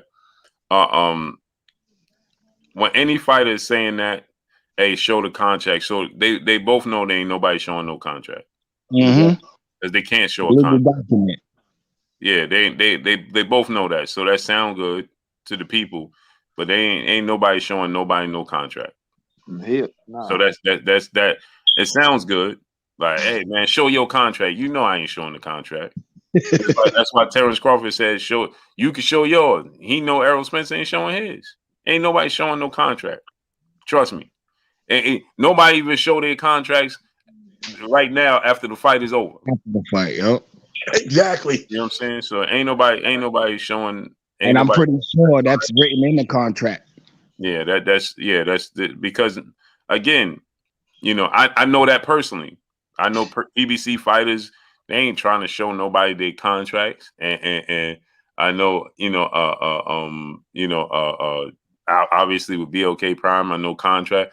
It's plenty of contracts. People ain't trying to, on the lowest level, they ain't trying to show their contracts. Well, So I can agree with that, but what I ain't gonna agree with, I mean, you know, I can agree totally with that. But if we just going off character, if you give me an option of who I'm fit to believe, it's gonna be a person that's consistent in his message all the time, not a person Nah, who be it's all over the biased, place. bro, because you like EJ. Inconsistent. So why should I? You know, it's just like, why believe anything this boy saying at this time, Bud saying, because he being so inconsistent Why about believe everything. EJ? So how we know what what Earl is saying? Because nobody EJ showed the one belt contract. away. EJ said he was Well, going first to. I'm off, not we saying done to talk. believe. I'm just saying if we going off character and consistent, Earl been consistent with everything he say. So why you just gonna up and lie after blue like that? I mean, he been pretty consistent in everything. I don't think you can just go back and interview him and break his interview down on now time and kind of Yeah, dispute nothing he's saying. but brother, But the if you go to facts are any this. Terrence Crawford interview, you can dispute. I mean, he's so inconsistent from the. You know If he what the do an problem interview is that today, people don't tomorrow like he gonna about say something Bud, else. man. That's just what Is he that do. Bud shows he don't care. You feel He me? don't Feel what I'm care. saying? Like he don't He show keeps the saying, if urgency. it happens, Wait. it happens. If it He don't, it don't don't. show the urgency, right? So by him not showing the urgency, is showing you that he don't want to fight. We talking about a prize fighter here, bro. Yeah, I think what he's saying more so it just, I mean, he ain't lied, bro. I think the way it came across might have been differently, but as far as consistency of what he's saying is that when Errol came in and said what he was gonna do since he touched the division, he's done it. And sometimes in those type of situations, it might, when it comes to two people, it's gonna make it hard to believe that we shouldn't believe the person who did exactly what they said they was gonna do step for step. Yeah, but And it was a when you lot have easier. wait, The path was a lot. hold on. I'll let y'all speak. So when you have someone else, you know, who sometimes doesn't do that. We're not saying that, you know, he don't do it. I mean, let's just call it what it is. Sometimes Bud don't do that because just like you said, he don't care. So since he don't care, what difference do it make if he said this or he said that and he don't do it? Because he don't care. And that's a little bit of the difference between him and EJ. And that's the difference that he's saying, the bruh saying he's seeing. Because EJ kind of do care. Because what he say is what he mean. And that's what he showed us as to where you said it yourself. Bud don't really care. Yeah. I agree. He don't care to please, let's say fans or people outside of the gym. That's So still let me ask you. Wait, hold on. Wait. That's I don't mean like care to please his fans cause the fight.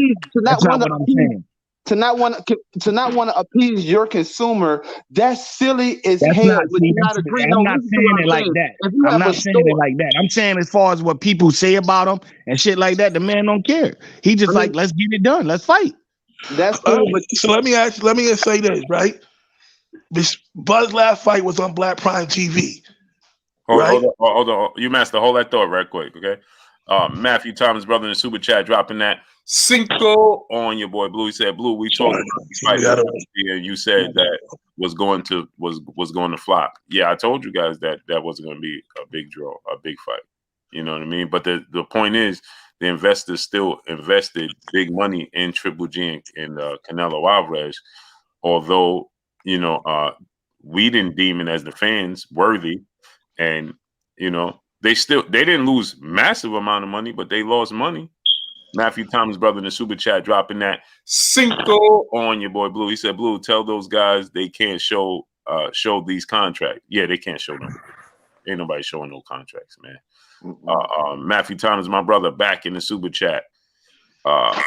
Dropping another Cinco on your boy Blue. He said, Blue, I have to lean on you to clear the air about the Ali Act and what it means. We debating the dead issue.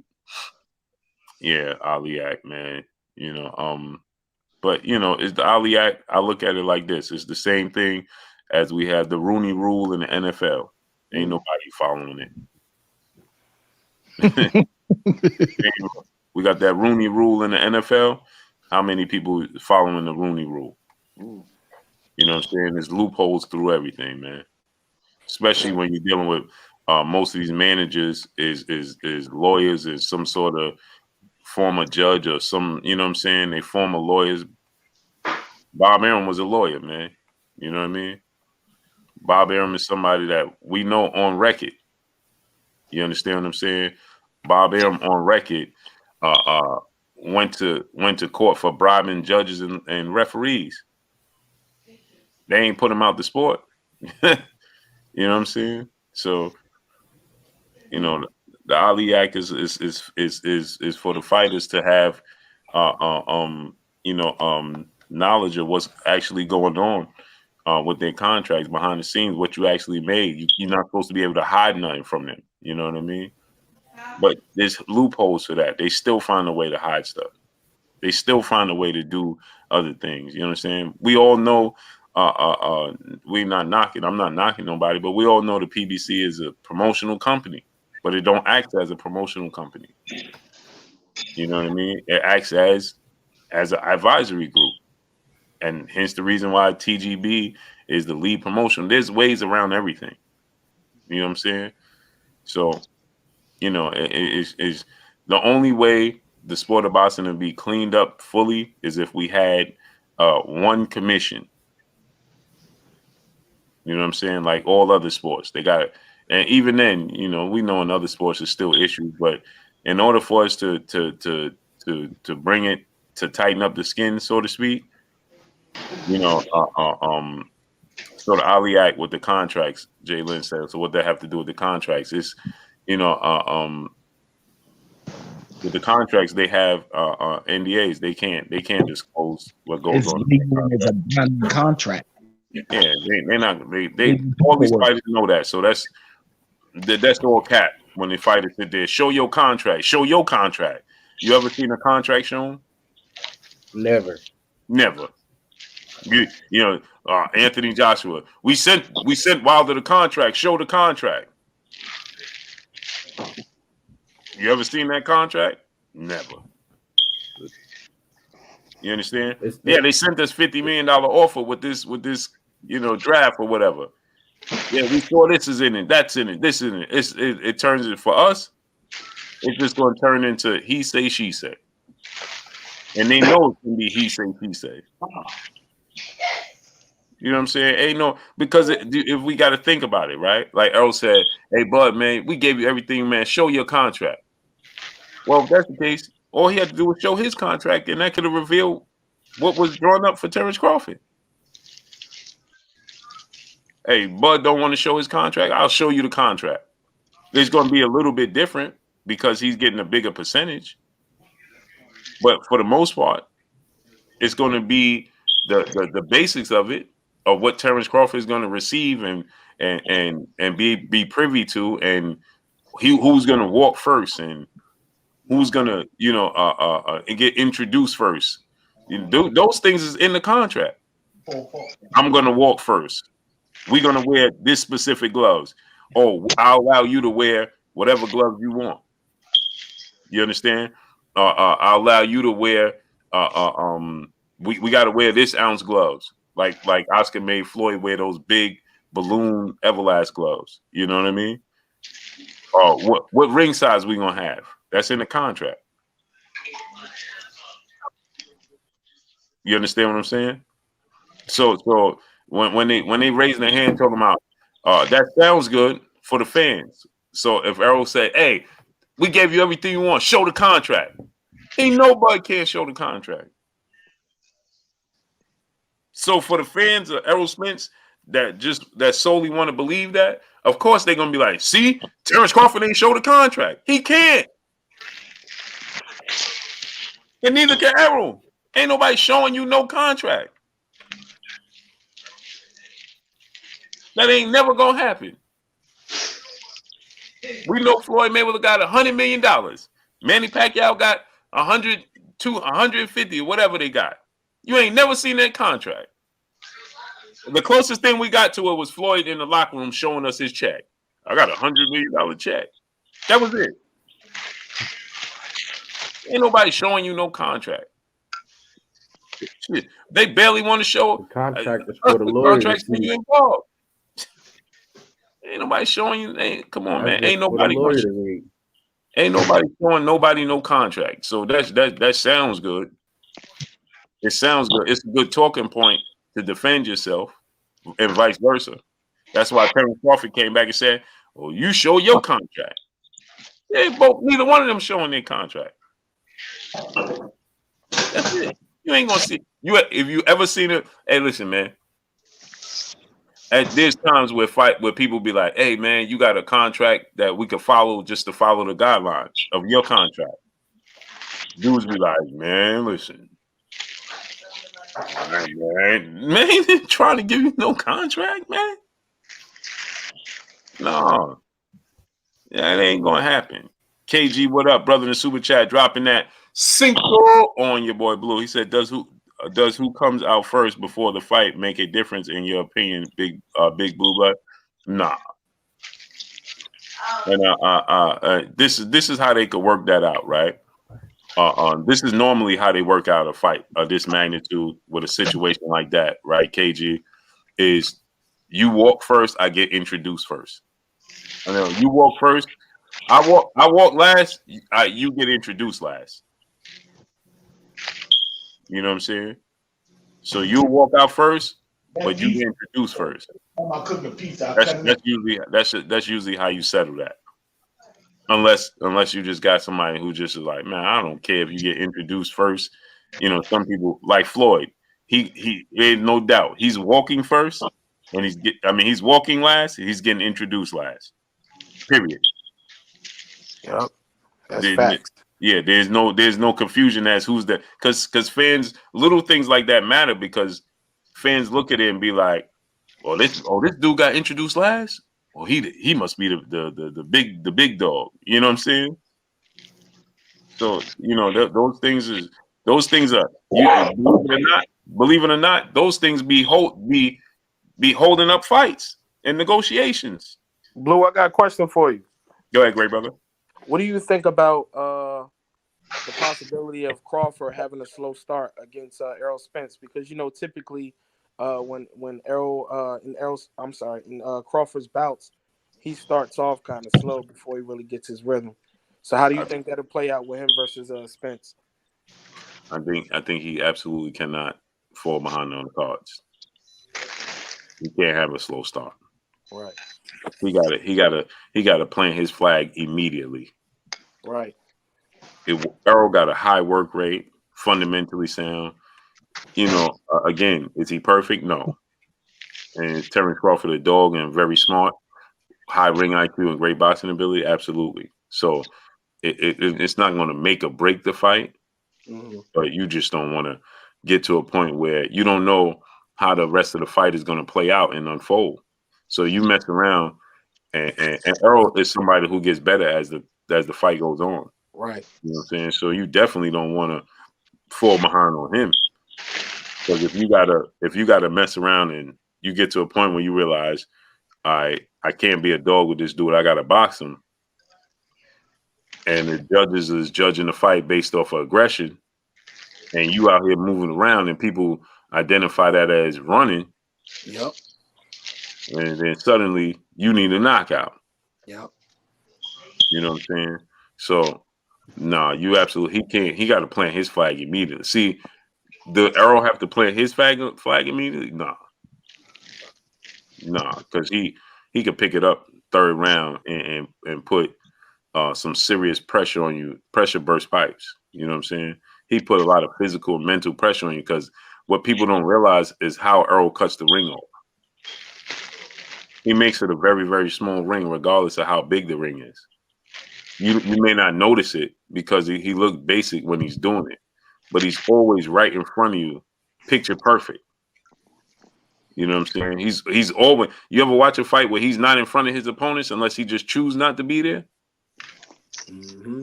You know what I'm saying? And if Bud is somebody who allows you to come forward, he'll allow you to come forward. He'll allow you to cut it because he's just computing the stats. He's just collecting data. You know what I'm saying? And once you make a mistake, see the thing like Terrence Crawford is like Floyd Mayweather. Once he get the data on you, you're done. You're done. Because he's once he gets the lead, you ain't never getting it back. You know what I'm saying? He playing 21.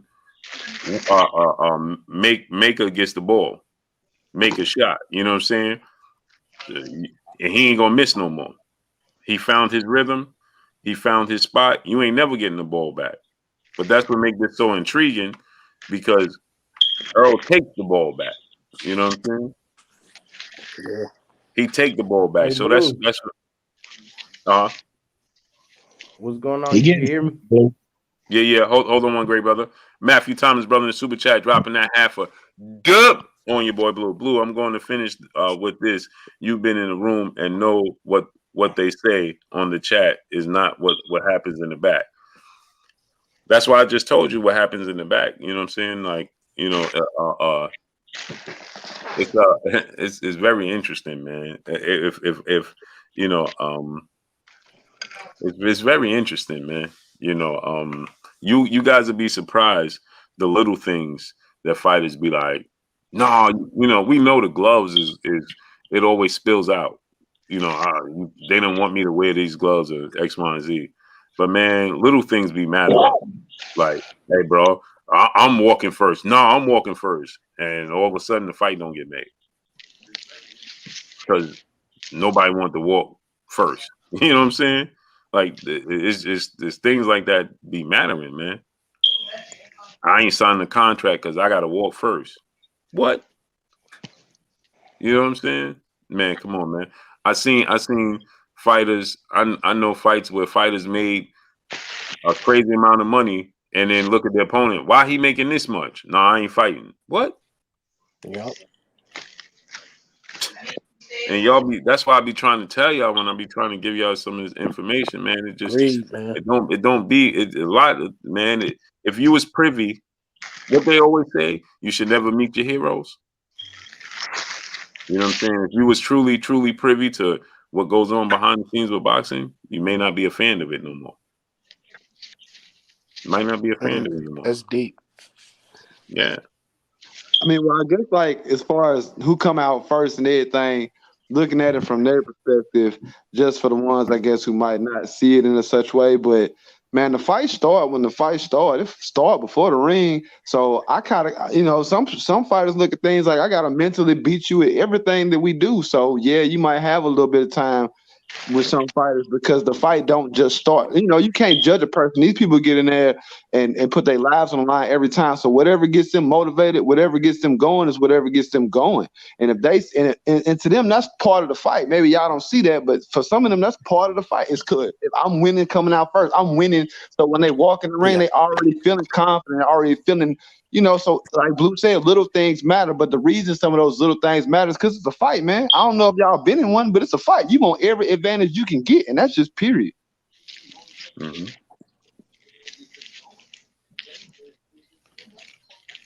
Yeah, it's amazing, man. You know, little things little games. You know what I mean? Faye Montero, what's going on? Locker rooms. Where's my locker room going to be compared to his locker room? That be mattering. You know, how much time you have because, you know, people stall. You know what I mean? Floyd Miller is good for that. He'll make you walk first and then he's sitting in the back. And he's chilling. Now you stand in the middle of the ring.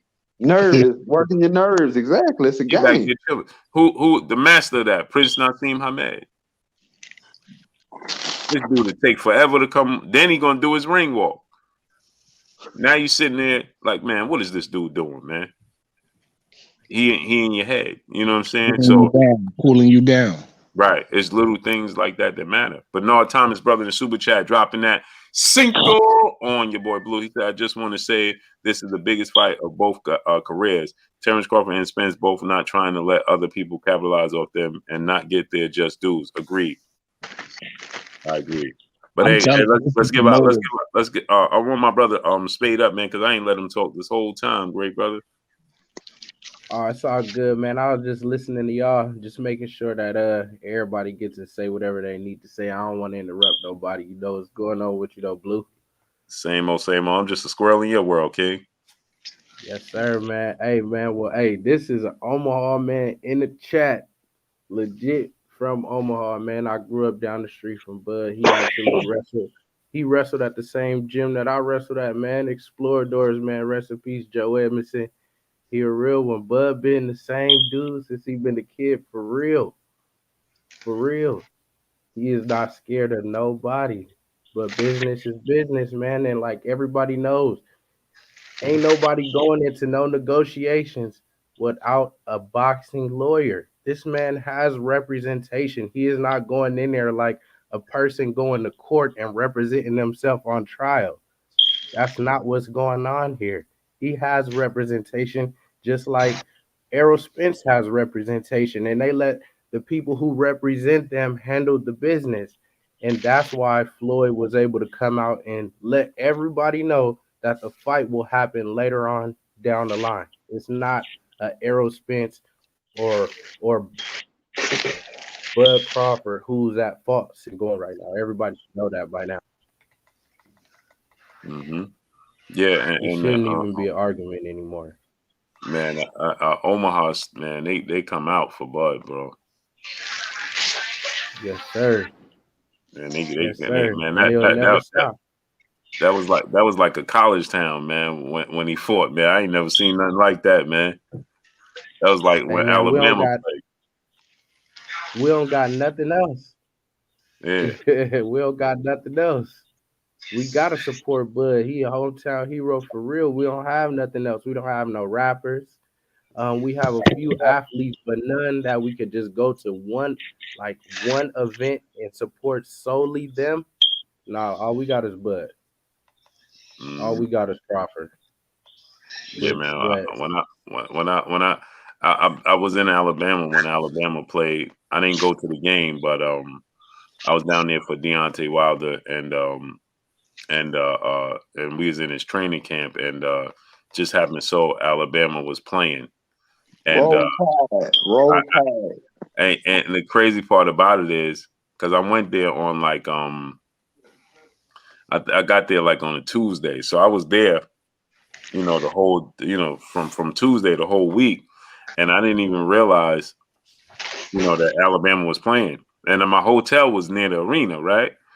And this is the only other time I ever experienced this. So my hotel was near the arena, and so I always had, it ain't much to do in Alabama. Nope. So I'm down there. I could park wherever I want. I could go in and out restaurants, and within 2 minutes, nothing happened.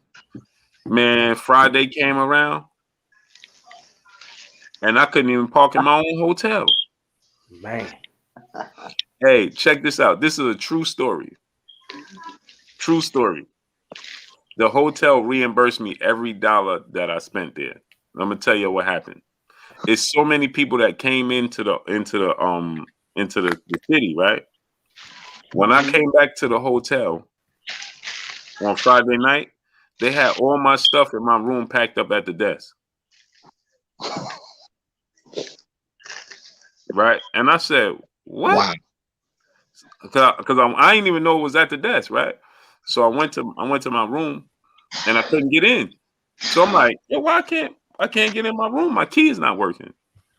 So I went back to the desk and I'm like, yo, my key is not working. Why is my key not working? They said we deactivated it. I said, why you deactivate my key? They said, because your stuff was still in the room. I said, because I ain't leaving yet. Right. I said, so hold on. Wait a minute. Where you put my stuff? This is a true story. I said, wait a minute. What you mean? My stuff, it just hit me. What you mean? I looked behind the desk and they had all my stuff behind the desk. I lost it. Wow. Jewelry and everything. I lost it, man. I lost it. And they was like, oh, we didn't know. I said, listen, I'm not leaving till Monday. What is you doing? We thought the hotel was empty for the college. I don't care. So there was people in my room. They put me out my room and had people in my room. That's cool. Rotate. Man, listen, they had to give me a suite. After that, they reimbursed me my money. You know what I'm saying? I'm like, man, y'all better from here on now, y'all better kiss my feet, man. Y'all, you took my stuff out my room and didn't do your homework because the college team was playing and they gave my room away. Yeah, that's bananas. Yeah, everything would have been missing, Blue. And so from that point on, man, it was like an hour to get food. You know what I'm saying? It was like, man, I was like, man, come on, man, I can't even deal with this.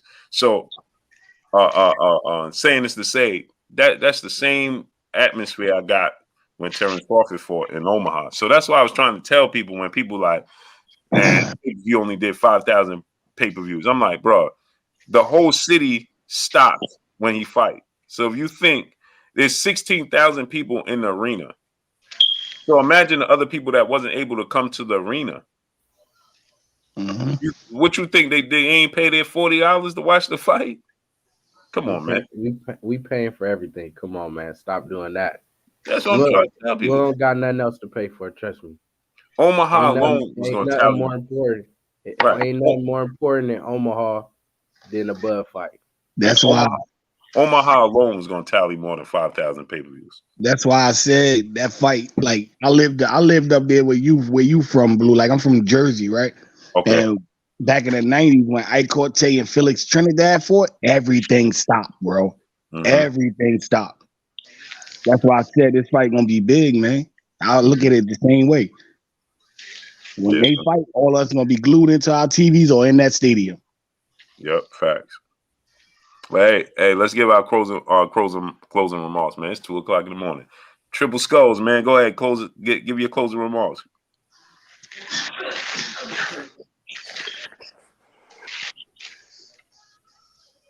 You fell asleep on me, great brother? No. I said he done fell asleep on me, man. I don't really got no more remorse, man. It's been a pretty good convo. Everybody was, pretty cordial. So, I appreciate you dropping the link. We catch up with some boxing chat later. Thanks. NC. Hey man, big up the Blue Blood Sports TV, man, for sharing your platform with us tonight, man. And 3 Skulls, when that fight take place, I got 500 on it. Man, I got it.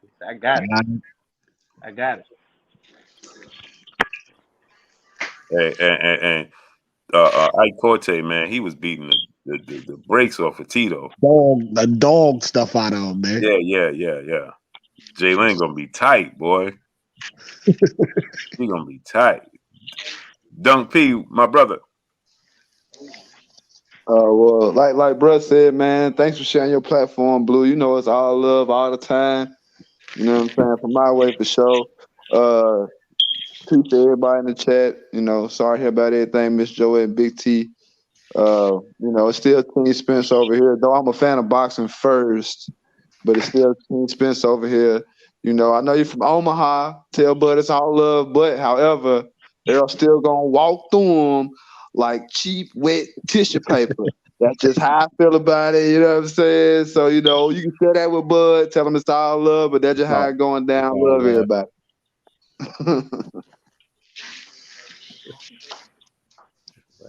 You master. Peace, good brother. Thanks for that. It was a good combo, man. You know what I mean? The greatest platform on your show, man.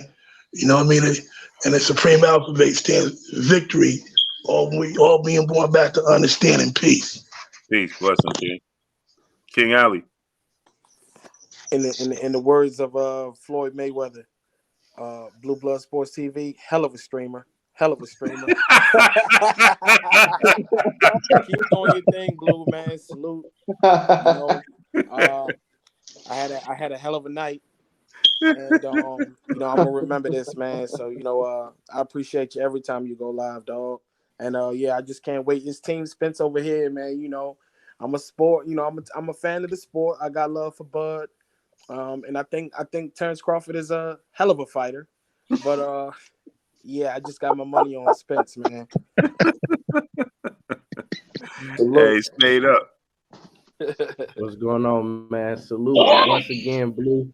Hey, man, I just can't wait to get all y'all money, man, because I'm definitely finna bet the house on my boy. So y'all ain't finna do nothing but just pay me, man. I appreciate all y'all money, man. Just speaking for future tips. I can't wait to take y'all bread. It's amazing, though. Hey, get with me, Blue. Yes, sir. El Padrino, salute. Y'all already know what it is. It's your boy Blue Blood Sports TV. Hate, like, comment, and subscribe. You haven't subscribed, hit the subscribe button, hit the like button, hit the bell icon to get all the new notifications. Follow us on Instagram at Blue Blood Sports TV, all one word. Y'all already know what it is. Shout out to the entire LDBC. Shout out to Black Media Row. Make sure you like and share these videos. That's all we got for y'all. Peace.